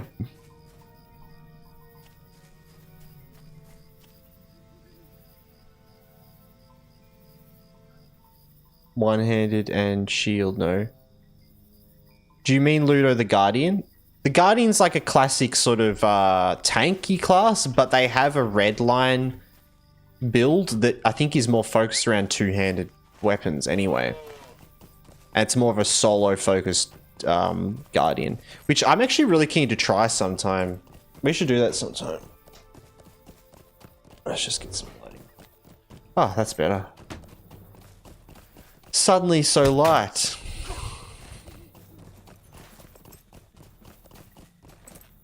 Red Line Guardian's two-handed DPS. Not super strong, but not bad. Fun for leveling, I've heard. I've heard good things about it for leveling. Just like combos and stuff. Bleed focused.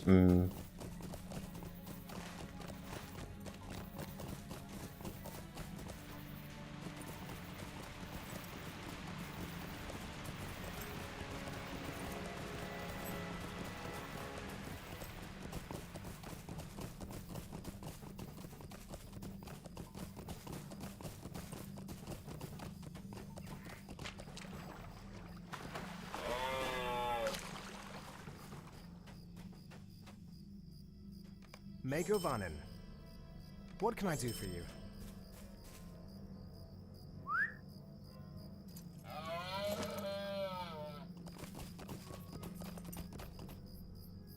What can I do for you?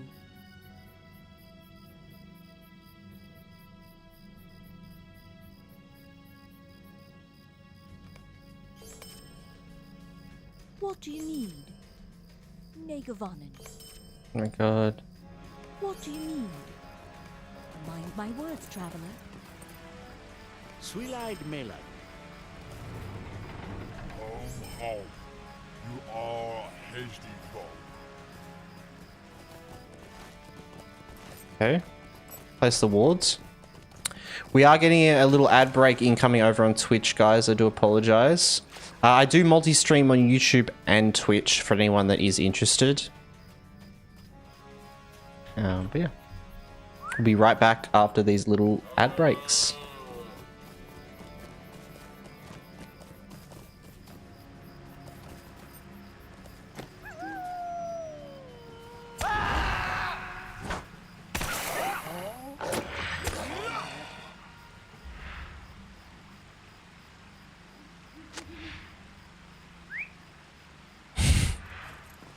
There you go, Ludo. Does that sound attractive? Yeah, Redline Guardian's almost like the most two-handed class there is now. Captain was very much like the two-handed wielder, you know, but I feel like Guardians, yeah, got some actual things. Just looking at the updated key message that Alette's done. Remember to check your provisions before you quest. Don't let lack of food stop you from having second breakfast. Very wise words, Alette. Very wise words.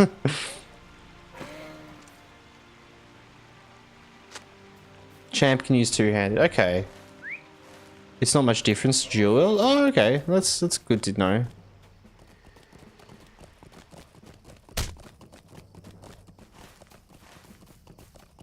I'm not much of a fan of dual wield in games. I never liked Fury in WoW, and I don't know, just like too quick. Too much going on.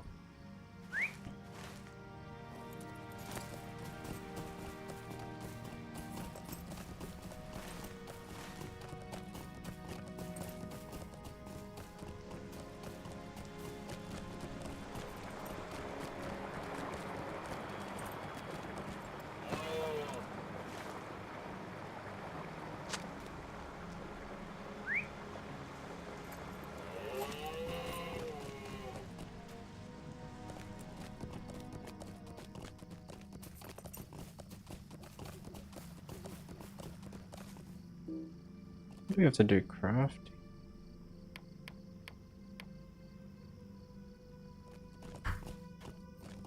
Still getting older.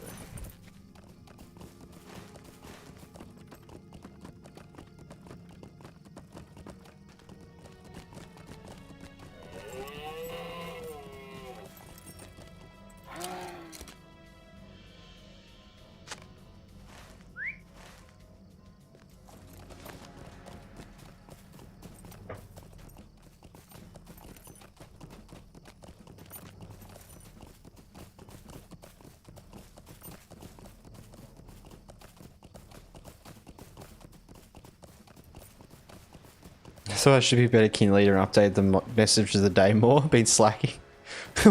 It is just us in the kin, so you don't have to feel that much of responsibility. I like it though. I like the kin messages.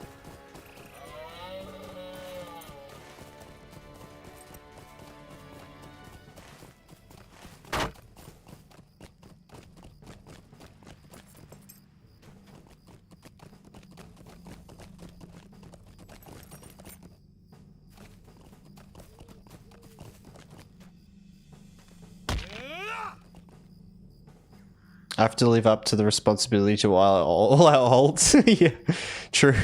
Yeah, you gotta make the ults feel at home. We need to do our kinship house. We need to play around with that. Level 39, you can now purchase legendary books. Ooh. Thanks first, I'll test it later. I wanted to play with a two-handed weapon, but Captain has some abilities I didn't like. Yeah, fair enough.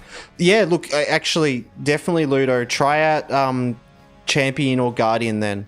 Champion's just way more damage-heavy class, classic warrior class. You know, it's like simple in a lot of ways, but good simple. It's Champion's the most popular class in Lord of the Rings Online. And then it's Hunter, I think, right? So there's a reason that it's so popular, I guess, right? But yeah, it sounds like you definitely like that. And because I don't like the shouting. Yeah, I can understand as a captain, if you don't like those things with the captain, you just won't like most of it. It's like, yeah. For me, like, I kind of initially didn't really like it much either, and then realized that, oh, I kind of like this supportive, strange supportiveness of it. It kind of feels like I'm playing like a paladin or something like that. Hunter is most. Is Hunter most? Are you sure, Az? I feel like I saw the other day someone talking about how Champion was the most popular, and then it was Hunter. Oh, maybe at max level, they were saying.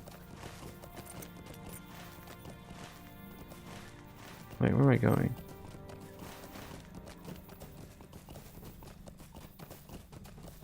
But yeah, Captain has more of a focus on groupness, like supporting a group and being with a group as well. Even if you don't do that, you don't have to at all, but like, it's got a little bit of a focus around that, you know, its flavor. So if you want to cut that out completely and just go just all your weapon, Champion, I reckon, would probably be the way to go, right? And then if you want to kind of go a little bit in between, like you want to be that more sword-focused abilities and stuff, and weapon-focused abilities rather than shouts, Guardian would probably be good, but then with still a slight focus on supportiveness, like being able to support a team, being able to tank and other things like that. But I think Captain can also be Champion can also be a pretty viable, like, tanky class. Probably less like endgame, but while you're leveling and stuff, you know. I have heard good things about Guardian though. People playing solo Guardian really enjoying it. Stay a moment. I think just because the class had a revamp like a while back, and it just made a lot of the ways the skills worked feel really nice to play. But a lot of the classes have had that. I think Champion had a similar thing as well. Okay. Here. Alright. We're level 39.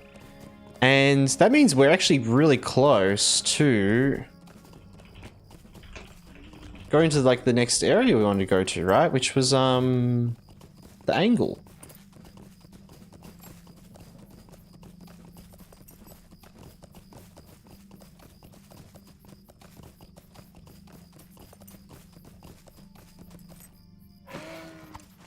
I'm just wondering, like, do you reckon we should go there at level 40, or we could go there like just before level 40 as well?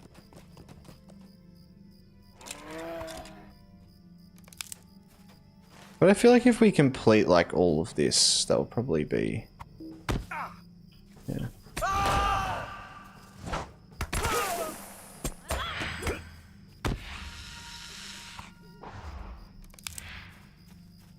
On Glamching right now, there's 91 hunters, 67 champs, true. And then Lore Masters minis, yeah. Yeah, the hunters do dominate.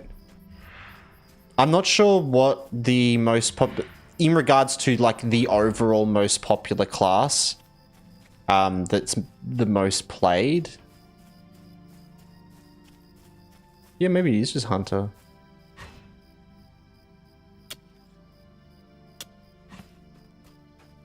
It definitely used to be Hunter. Hunter easily. True. It's good to stay the same, I guess. Good things don't change. I feel like Champion's gotten more popular. It's fairly consistent with the average counts. True, okay. What about for like max level? Because that's just generally like, a combination of both. What do you see more? Because I feel like Hunter Well, I guess no. I guess you always have room for a hunter in your group. It's just range DPS.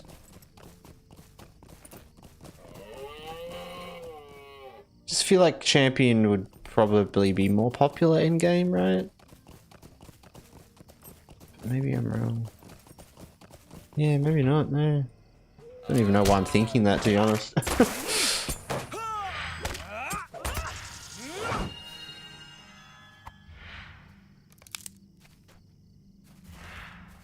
Okay.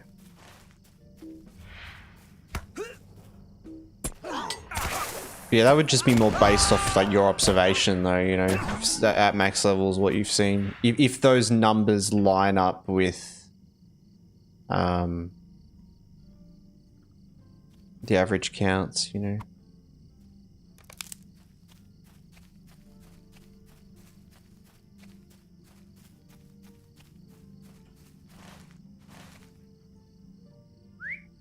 Yeah, Hunter on difficulty 7 would be cool.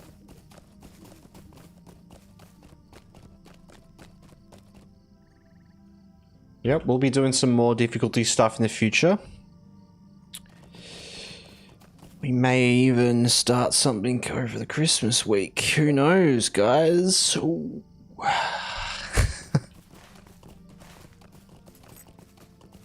I do have a couple of classes I want to try some max landscape challenge on. Do hardcore again.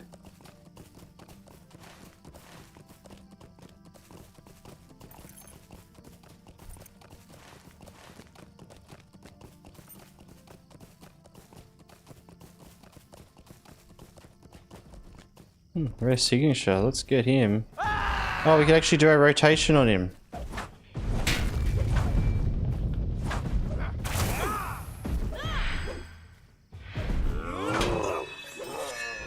He just died, okay. Staring at my skills the whole time.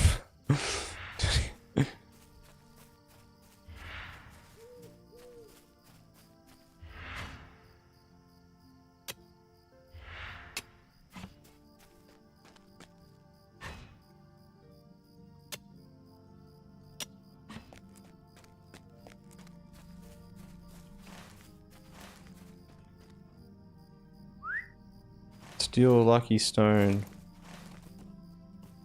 Aren't there just meant to be ones here? Between 150 and 160 there are. Oh wow, 39 hunters and champions are even lower. Wow, okay. 150 and yeah. Wow. one mariner. No! The one mariner.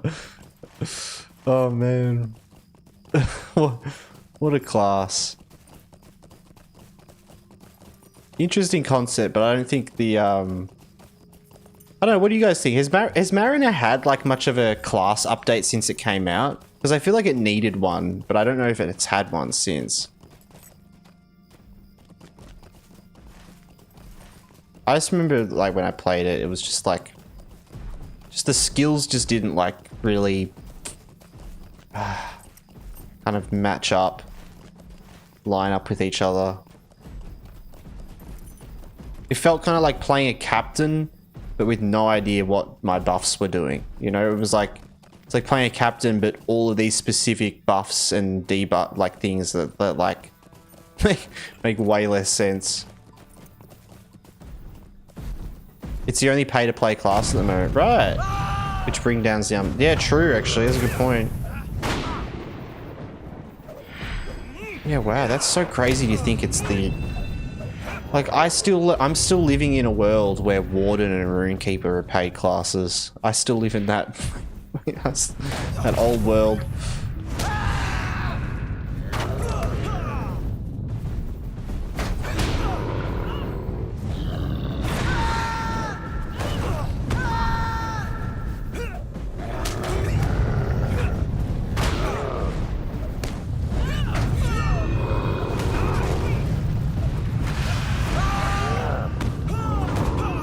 Newest class, so less people main it. Yeah. So it's just a weird class as well. It's like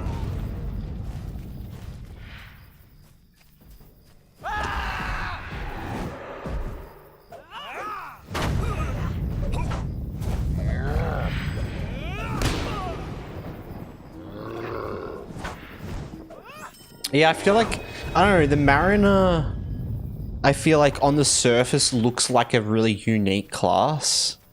And look, I could be wrong here, like it's been a while since I've played one. I haven't played much of a Mariner, but from the first sort of experience I had with it, like on the surface felt like it was unique and would have some unique system. Kind of like, you know, how the Runekeepers have their own system, the Minstrel does, how the Warden has its own little gambit system, how the Bjorning has Rage, you know, just like a difference. But then the class is just a power using sort of medium armored melee / magic class, and that's it. I don't know.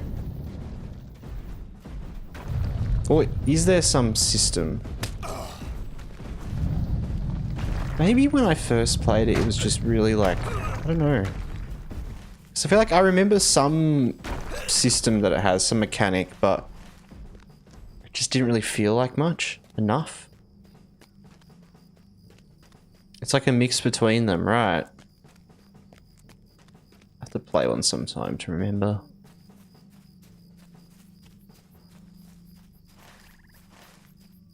Now, where the hell is this guy? But yeah, I got the feeling from that it's like, it does feel like a mix, but it's not a better version of either. You know, it's like, it's like when you mix two things together, but it doesn't necessarily make it a good thing. It's just two things, and now your work is split, essentially. It's like, oh, well, I'm just playing a weird combination of the two rather than an actual unique thing. It has an attunement bar similar to Runekeeper, and abilities gain different bonuses based on how you sequence them. Right, okay, so based on order, kind of like as a Warden as well. I don't know, that's the thing. It's like, I don't want to be like a Runekeeper Warden. I want to be a Mariner. You know what I mean? That's kind of how I felt with it. Give me a new system to play with.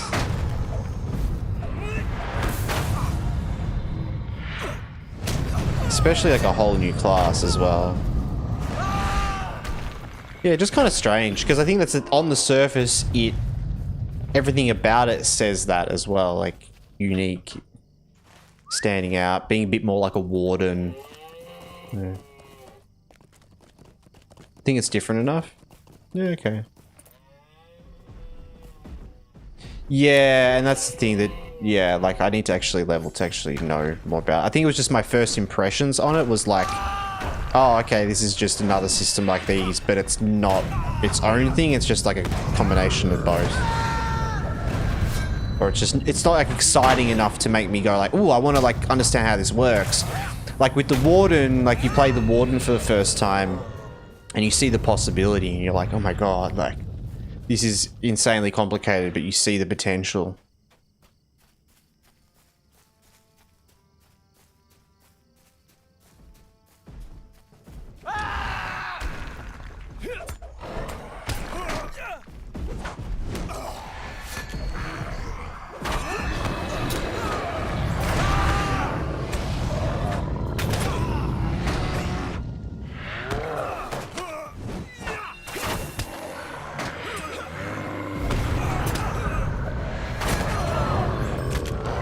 Mariner is basically a more refined version of the board.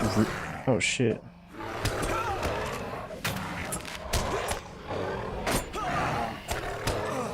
You're gonna use that ability? Oh, I had a cooldown on it. Wow. Oh, I'll just retreat. Was that a tactical oh my god, it was our first tactical death. Oh, oh we're instantly back here. Needed heal pit out. Well, apparently not though. Apparently, no, look, I actually made the right decision there by not healing myself. How can I be of service? Yes, I did. Somehow. Yeah, so Mariner feels like a more refined version of the Brawler, really? So they're actually similar. I've never played a Brawler, so I don't really know anything about them. That's weird. See, I don't know. It's been their last 2 classes to come out, and it's like, yeah. I understood Brawler Edition was like, I don't like this class at all, but you know, do what you got to do, guys. Get your monk class in. I understand, you know.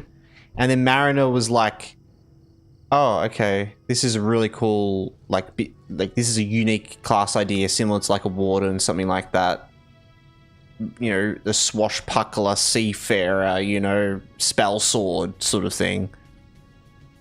But then, I don't know, the delivery of it just didn't feel like the same feeling I got when I played Runekeeper for the first time, when I played Warden for the first time, and felt very different. Yeah. I can finally make a tactical retreat. I know, right? That's so good. Set up and finish a system. Right, okay.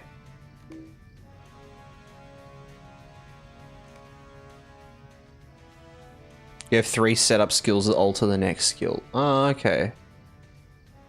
I see.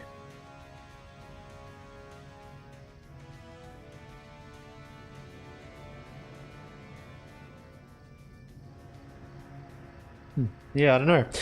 What's everyone's class they'd want to see in Lord of the Rings Online? And be completely creative as well, you know, like what do you want to see? Even if it's not something you want to play, like what would you want there to be? Because I don't know, I feel like there's a lot more they could have done. With class choices, it's pretty big decisions, you know? Like, yeah, like the Runekeeper was like the first one and the Warden were the first 2. And they were like, they stood out like in an awesome way. And then the bear stood out even in a different way. It's like, I want an eagle class, but they'll never do that. That's cool though. See, I like that thinking as an eagle class. Yeah. Yeah, and logically it like wouldn't really work, would it? But we're not thinking about that. We're thinking about in the fantasy world, what class do we want? A lesser eagle.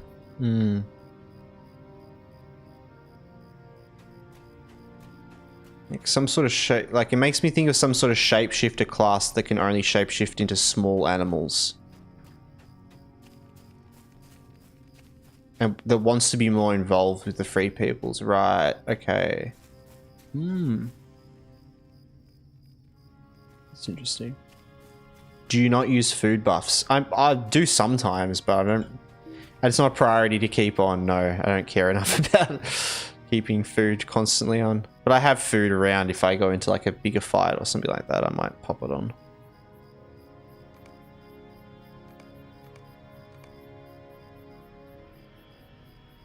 Alright. Dante over on the YouTube. Vote to increase landscape difficulty 9. Oh man. Don't worry, we'll get more of that in the future.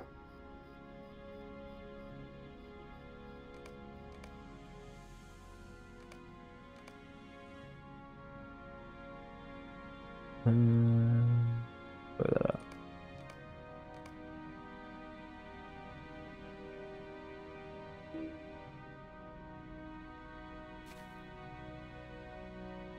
Wait, now I'm carrying a pie. Oops.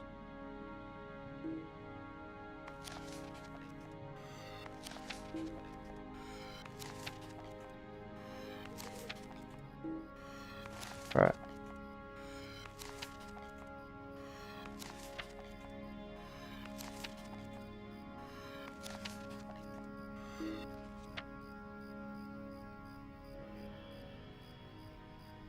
What? The chat is just being a bit delayed. Oh, there you go. All the other eagles want to stay out of the quarrels between the other races, but you want to help? True. Yeah. If you want, I can cook it too and send it to you by mail. That's all good, Ludo. That's all good. If you've got extra, you're more than welcome. You're welcome to add my character as well. It's just Beverage, spelt B-E-V-E-R-I-D-G-E. But don't worry about it. I do appreciate it though.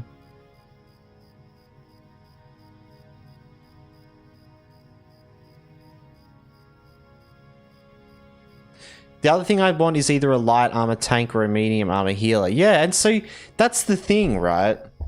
Brawler to me and Monk is meant to be a light armor tank. Like that's the whole that's that archetype. So they kind of use that up in a weird way by making their unique version of it with heavy armor. Or is it medium armor? I'm not sure. And a medium armor, we have heavy tank, DPS heals, medium tank, DPS and light. Medium tank and DPS and light heals and light DPS. No light tank or medium heals. I wish the Hunter rework made a Ranger healer spec. Yeah. Honestly, just like a whole other class like that would be good, I think. Something Ranger focused. But the problem is it's like the Hunter.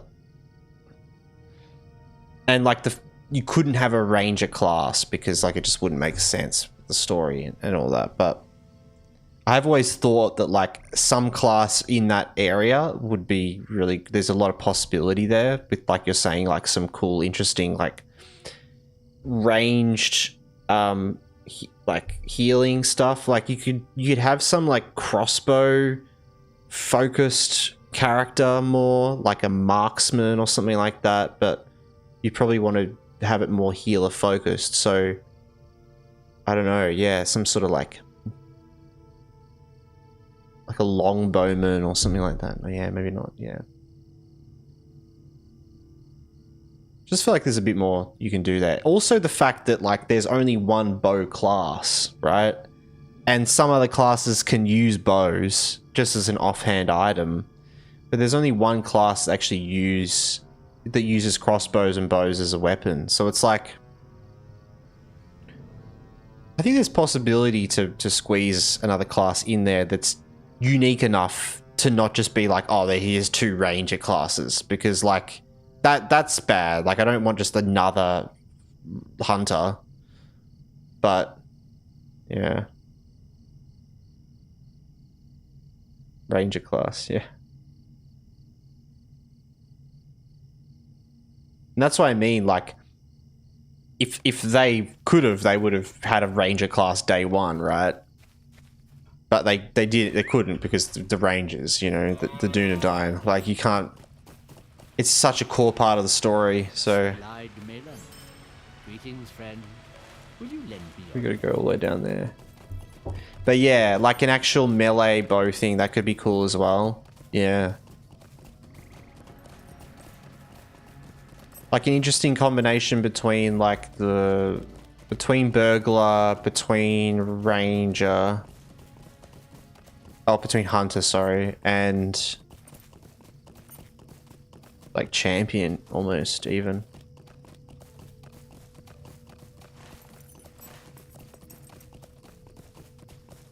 Like a skirmisher or something. But see, that's what's really annoying, is that's what I really hoped for the Mariner class. When that was like announced, I kind of thought that was the perfect opportunity to have like a ranged, like imagine that. Imagine if the Mariner used like a bow or a crossbow, and that wasn't a Mariner, you know, maybe they gave it a different name, a different flavor slightly, but imagine that, like more of a, yeah, ranged weapon user that's using like a mix of some spells but also some melee stuff as well. So it's like a bit of a like interesting thing. And then having a healing spec, yeah, like, you know, it's like makes me think of like the engineer class, you know, like throwing, like you're saying for light tank, I'd do an enchanter / summoner. Yeah, see, that'd be so cool. Oh, I summon a class in Lotro. Oh, don't even. God, that would be so cool. I want my Lawmaster back. I want my Sikkim ability back. Be able to summon every pet at once. The best.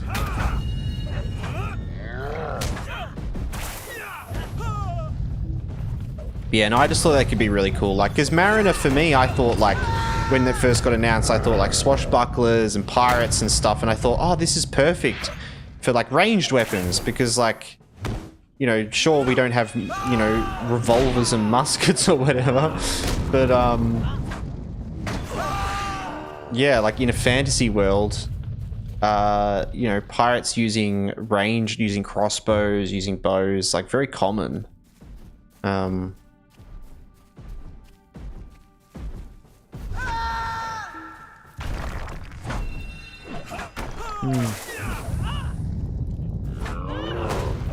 But yeah, you know, what can you do?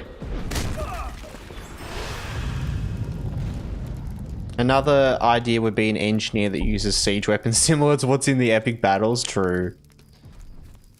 That sounds pretty crazy. Like performance-wise, doesn't it? But rework it so it's a bit more user-friendly, yeah.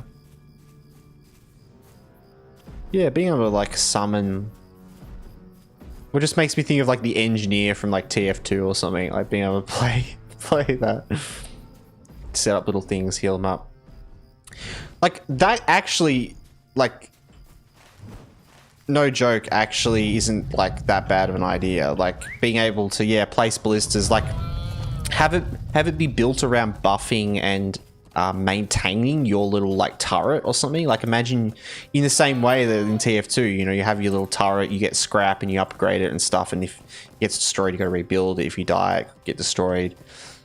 It's like in battle, you're like focusing on buffing your little like traps and barricades and stuff like that, and you know, keeping them like enhanced. Maybe the more damage they deal, the more buffed they get. So it'd be, yeah, like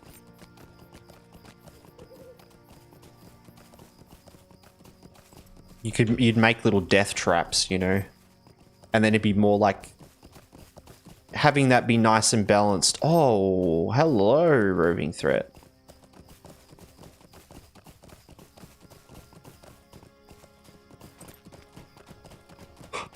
Oh my god. He's got a lot of health.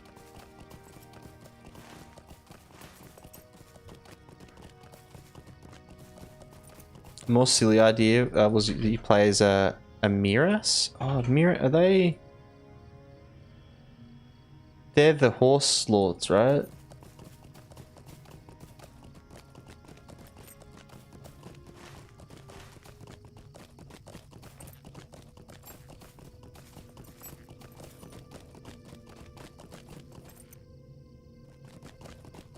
A pure support class and people can ride you. True. Yeah. The horse lord class.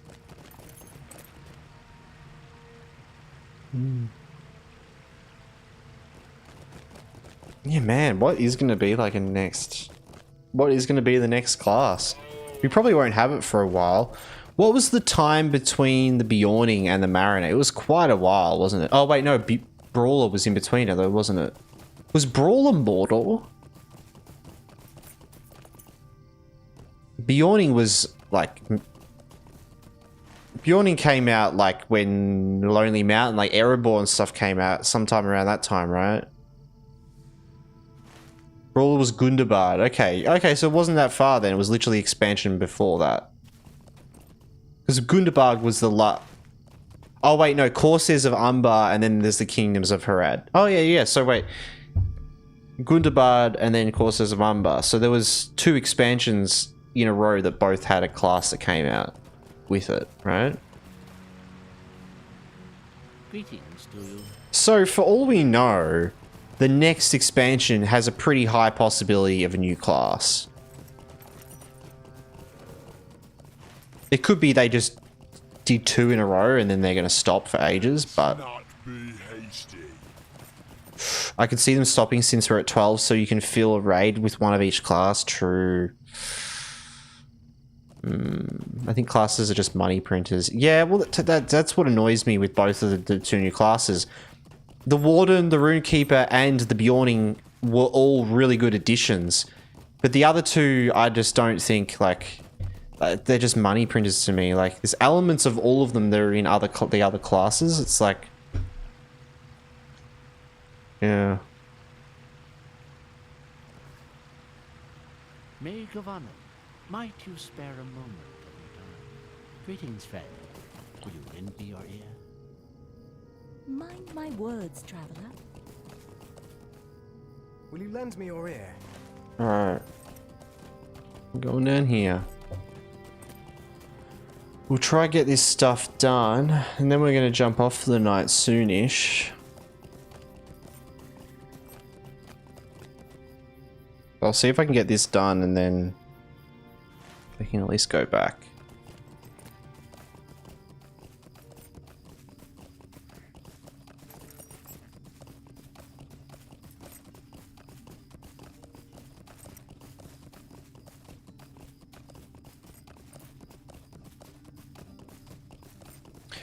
But yeah, honestly, I think they do need to just work on the classes before they move on to others. I actually don't want them doing that now I think about it.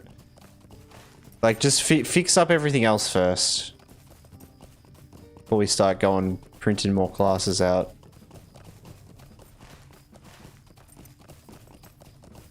But like, I don't know. I don't know if it even can be accomplished unless you just go back to square one with some of the classes and rethink the whole point of them. Like,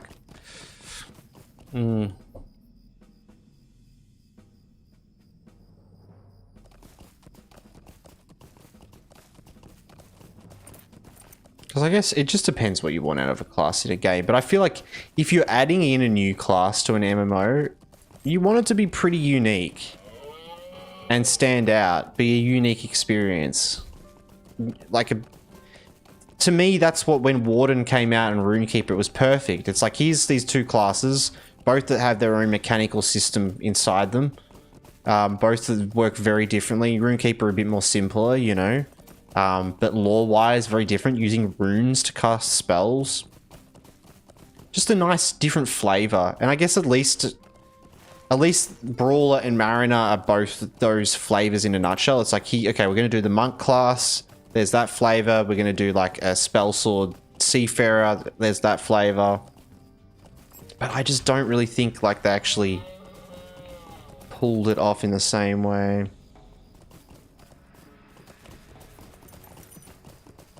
Said Doctorna? Doctorna. Welcome into the chat, by the way. What is Lord of the Rings Online? I didn't even know this existed. This is the Lord of the Rings MMORPG, Lord of the Rings Online.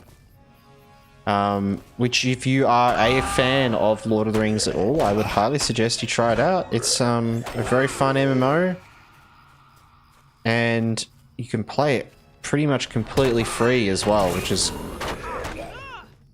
one of the best parts of it. It's partially true, but you can play much of the game for free at the moment. You don't need to be paying like a recurring sub to be able to like log into your character like you do with WoW and other MMOs.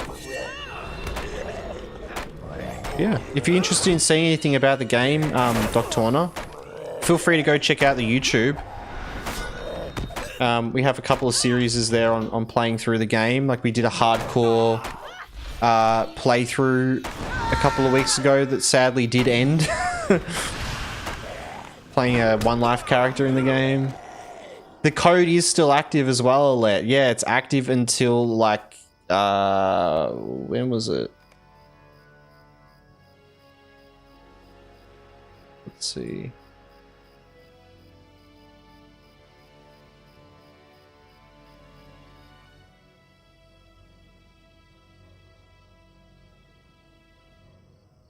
Oh wait, maybe it's gone now. No! Until the 7th of December. No! I'm sure it'll be back at some point. Sure it will. That's what I was saying last time. Like, I feel like they've just got to keep it up now. Like, everyone's too used to having that code. So it was just a coupon code they had that was around for a couple of months that gave you like access to a lot of the game toward the end of the game. So if you end up playing Lotro like and getting into it, you likely won't get to that content for a long time anyway. So it's not a big deal, but it was a coupon going around that like gave you access to a lot of the game. You can still play the start of the game for free. Yeah, you can go up until, what is it? Like, you can go up until like Gondor, completely free now. Like Moria expansion, Mirkwood expansion, Rohan expansion, Helm's Deep expansion, Isengard expansion. Like, I think all of them, right? All are in the free to play. I haven't had a free to play account for so long, so I didn't realize a lot of them were actually in that. But I think it's really, yeah. They do it every year. Well, they started it in COVID, throughout COVID, as a sort of to give back to the community sort of thing, and then they've, yeah, kept it ever since. So I think this is the second time it's been around since. So it hasn't been every year, but it's been like every second year, I think, so far, or something.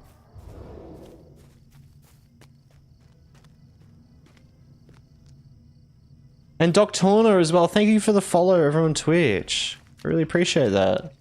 Seems like every November the past few years, adding another expansion each year. Well, they had this one up until November, yeah. Did they have it last year as well?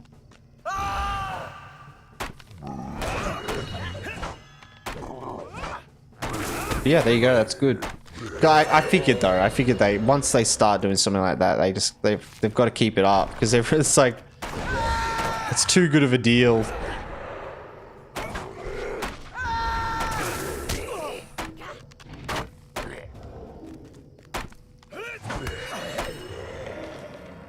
Yeah, I got the code a year or two ago. Yeah, no, we got it like 2 years ago though, but I think last year it wasn't active. And it's just because this year it was out of nowhere that it came active and everyone was like, oh, it's back again. Like,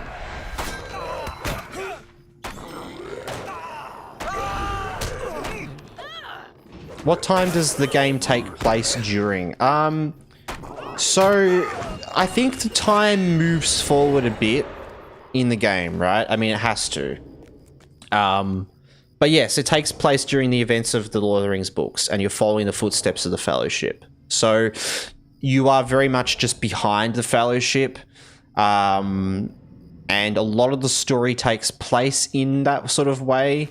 And when the Fellowship splits up, things change a bit as well. You're not like just behind the Fellowship anymore, but you're behind the events of things occurring.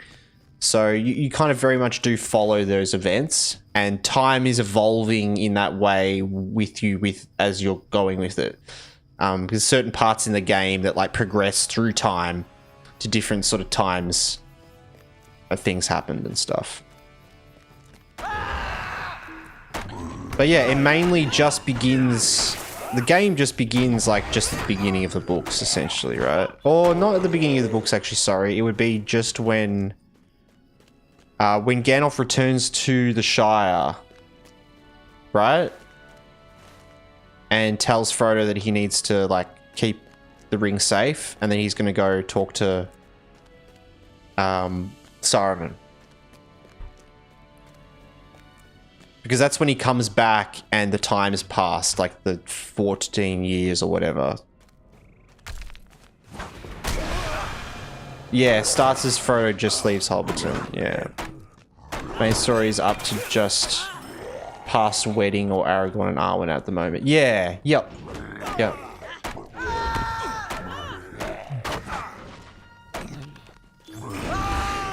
And the game is a lot more focused on the books as well. I'm confused. Am I going the right way in here? Am I meant to be going down? I've gotten so lost. Just yapping.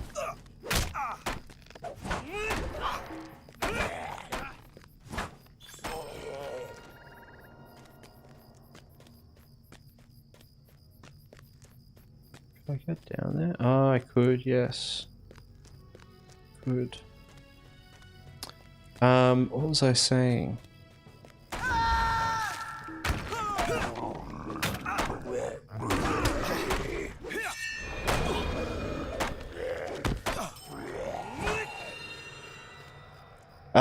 Oh yes, I was gonna say that the game, like Lord of the Rings Online, follows the books as more of a priority than the movies. So there are elements in the games that do kind of like connect with components in the movie that are just from the movie. You know, there's a few, but the game is primarily just based on just the books. So it's not based on the movies at all in a lot of ways. So it's cool. Like a lot of the stories that you get to go through are a lot more book focused. Something that comes to mind as an example is like, if anyone knows, and I don't know a lot about it because I actually haven't read it properly, but the section with like the prince from Western Gondor, like Dol Amroth and all of that in the books is like a huge part of the books, like with like the sort of Gondorians coming over from the western side over at Dol Amroth over here, and they're coming up to Minas Tirith to help, right? In the movies, they kind of combine that weirdly together with like Aragorn and Legolas and Gimli like stopping the ships, the black ships at the shore. But I'm pretty sure it's like that whole stuff is all part of to do with the prince and all of the Gondorians actually like helping with all of that. But in the game, in Lord of the Rings Online, you get to play through a lot of that story and be there for all of that, which is really cool. There's a lot of cool parts in that you get to kind of relive those moments that weren't really like gone through in as much detail. So it is really cool that if you're a fan of the books, you'll definitely be a fan of the game. But I'm also just as much a fan of the movies and also just as much a fan of the game, so...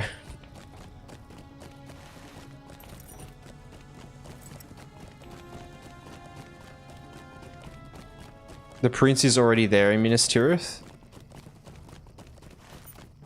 So is it like the, is it the queen?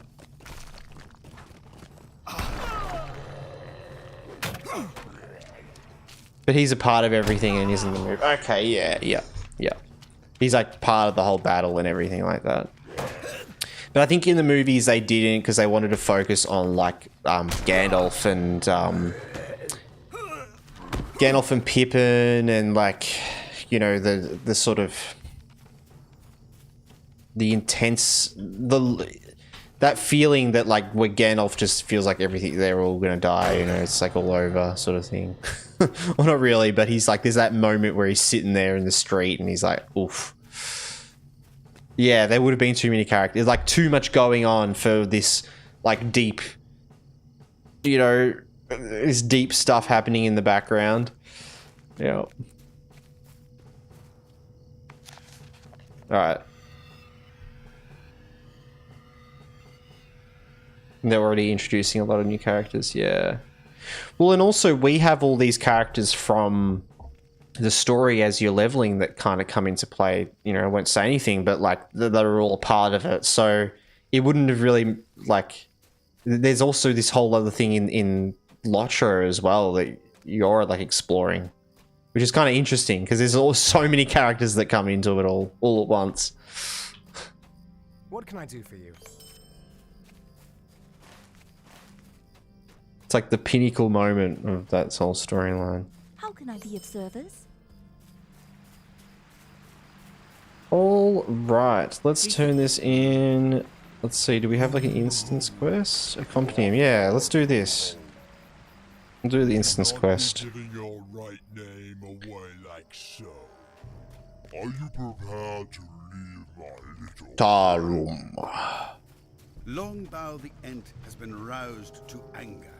The wood trolls of the Evespire are acting in league with the Black Horn, which was once under the Ent's guidance, and Longbow's determined to put an end to their mischief. There is an evil here that does not belong. Haven't read Return of the King for a long time. Talking about it makes me realize I should read it to refresh my knowledge. Yeah, Return of the King is the one book that, like, I've only, like, read snippets of it as well.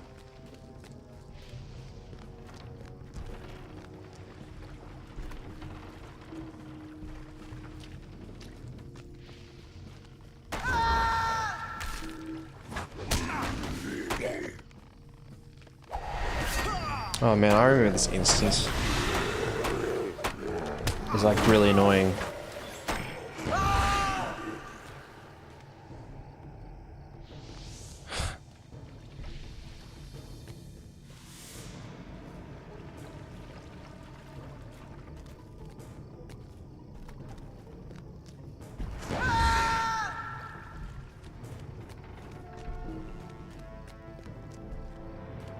So I think we've got to like...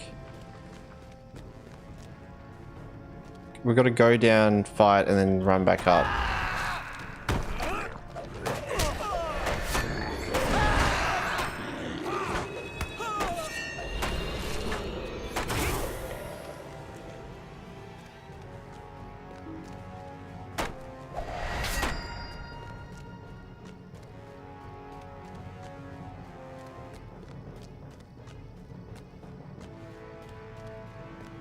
I mix this up with the similar one we do with Legolas. Yeah, I know, right? It is so similar, isn't it? And that's the one that's set in Riven. You get it in Rivendell, don't you? And that's about the guys. That's about the guys up at the Giant Valley, the High Moor and stuff, right? Does this have the roots you have to kill? Yeah, it's like the same thing. Oh, I accidentally left the guy behind.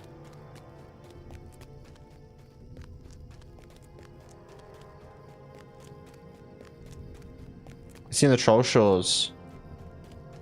The trolls in the north, right? Yeah. It's that instance you do with Legolas where you run out and you're like...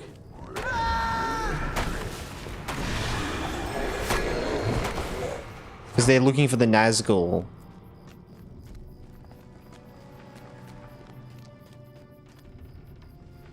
Oh, is it like literally right up here?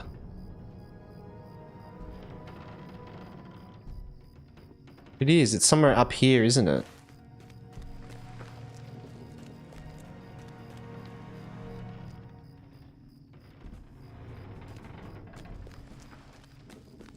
Hmm.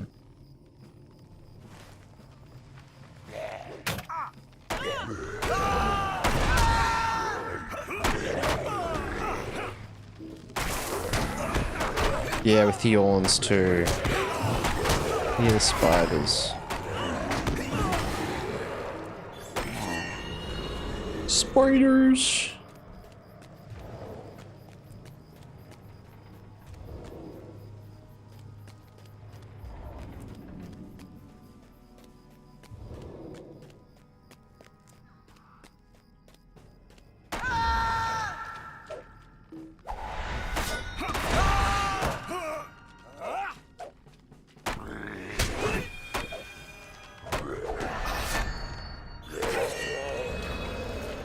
Okay, I did a thing.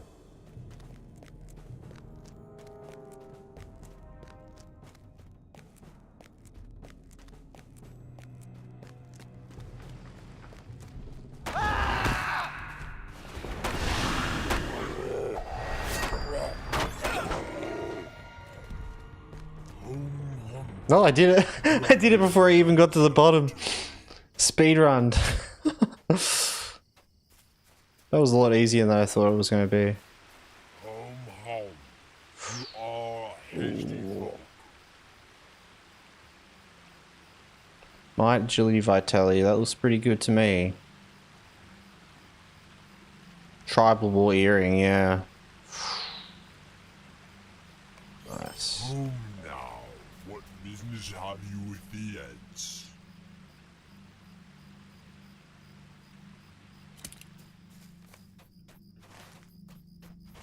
All right, back to Tinadua. Back to Tinadua, and then we're probably gonna jump off for the How night. can I be of service?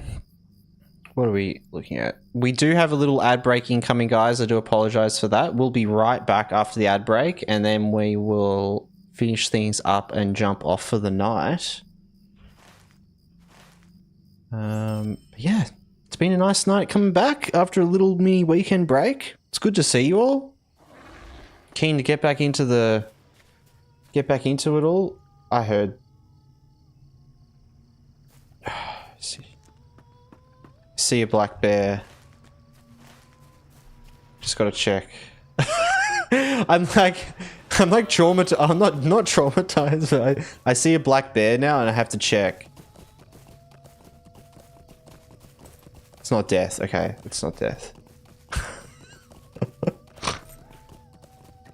I think I'm just used to Evandim as well. This is I'm getting flashbacks to being in Evandim and seeing death here. Greetings. Could I speak Nice. The way of the King's Camp. Sweet, we're going down there now. I forgot about that area. The Illuminous. Well, let's get to like level 40. We can even wear a turtle thing to stop us from leveling at that point. And then we can do like a heap of Illuminous stuff before we head into the angle. That'd be cool. Yes, I want you to check for armor. Excuse me. What can I do for you? So I have the legs. I would like Fulberg and the gloves. Can I afford the gloves? Let's see. 25. I think I can. Yes. Nice. Ah, such a good feeling. 4-piece.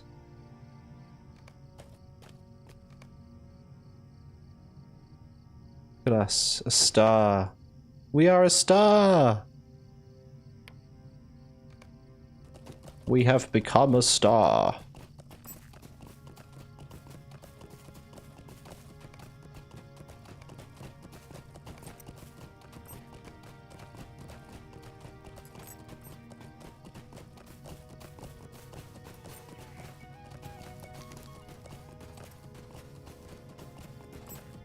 How may I help you?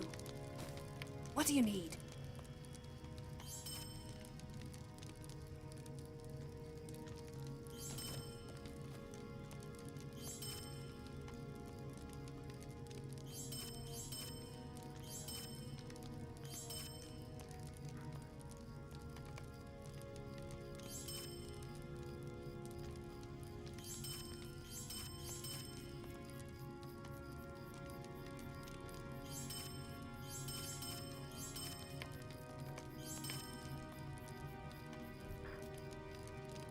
Alright.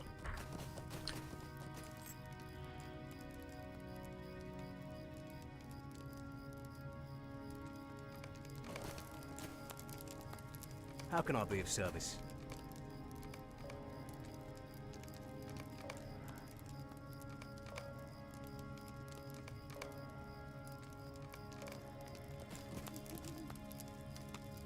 Just grabbed them all. Didn't think I'd have all these, but... What can I do for you? How can I be of service?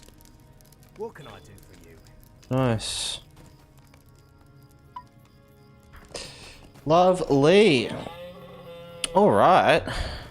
So, yeah, next time we are going to head down to the Way of Kings down here and into the Innuminous, which is going to be cool. Which is an old Dunedain city. There's a lot of like group quests and stuff to do in here, so they'll be fun to go into. And then, yeah, and I guess then we'll be heading into the angle.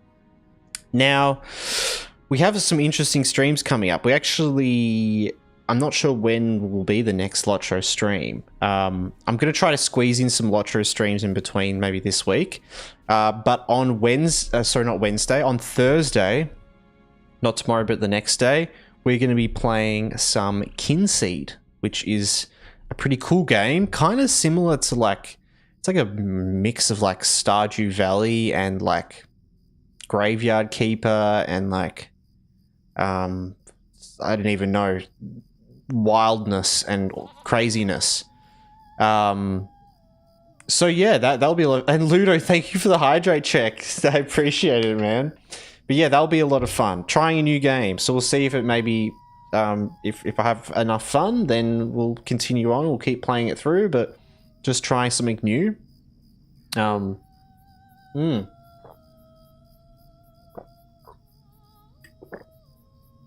It's good water. Ooh. And then on Saturday, we're going to be finishing The Quarry. Doing our finale playing of The Quarry. So finishing that off, that's going to be exciting as well. So we've actually got quite a lot this week. And then next week, we start our Christmas streams doing some random games. So we'll be going through a heap of different games. A couple of ones there that, you know, potential games that we may continue on and do as a proper series. So it'll be like a little test stream to see how it goes, see if we have fun with it, you know. And what I might do as well, we're going to be doing a couple of things that week. But at the end of every stream, I'm going to get everyone to do like a poll vote as well. Or like if you have to head off early, like you're welcome to put in your vote whenever, just to get a general idea of if you enjoy the game or not. Just really simple. Like it's like, you know, did you like the game this stream? Because we're going to do maybe like 5 to 10 streams, 5 to 10 different games. It'd be nice to just get a little general bit of statistics on what people kind of enjoyed and what they didn't enjoy, you know, and be genuinely honest about it. If you didn't really enjoy it, then you didn't enjoy it, you know. It would just be cool to see what you guys kind of enjoyed out of all these different games that we played and different things. So that will kind of help us in the new year to make some more decisions for different things to play and all that. But yeah, that is where we're at. If you want to be notified on when I'm streaming more regularly, you can check out over on the Twitch. I do have a schedule there for this week. I try to do a schedule. I've been pretty slack the last couple of weeks. We have a schedule for this week though. But you're also more than welcome to come join the Discord. !Discord over on, I did that in all caps, but that's all right. Over on Twitch. It is in the About section on YouTube as well. But yeah, that's where I post any announcements, schedules of when we're going to be streaming next and that sort of thing. But we're going to jump off for the night, guys. And I'm going to just see who's online to see who I can send you over to. But yeah, I hope you guys all had a nice time. Enjoyed watching some Lotro content. Oh, yes.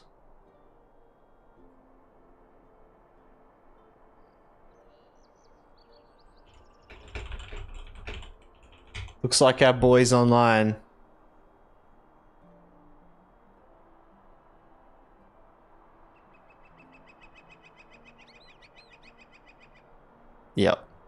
Yep, Slack Jeff's online. I'm gonna send you guys over to Slack Jeff. We haven't been streaming for a couple of days, so it feels like we're gonna go over there again.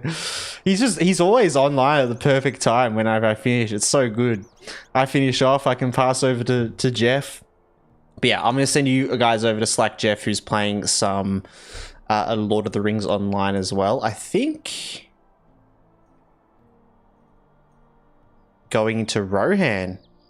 And looks like he's just started the stream as well. So yeah, perfect. We'll send you guys over there. You can enjoy some Lord of the Rings content. And I'll see you guys next time, probably on Thursday. But yeah, we might do a little sneaky Lotro stream like Wednesday or Friday or something like that in between. But yeah, guys, let's just check. Oh, I just got to check my music real quick as well.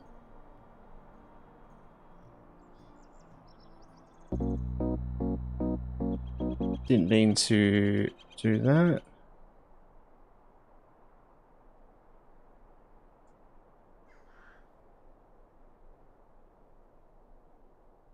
Alright. Lovely, guys.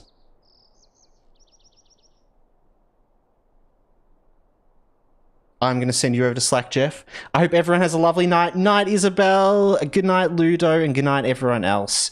Thank you so much for hanging out. I really appreciate all the support. And I will see you all next time, guys. All right, then. Have a good one. Hope you're all well and you stay well. Bye. Bye, bye, bye. Bye, bye, bye, bye.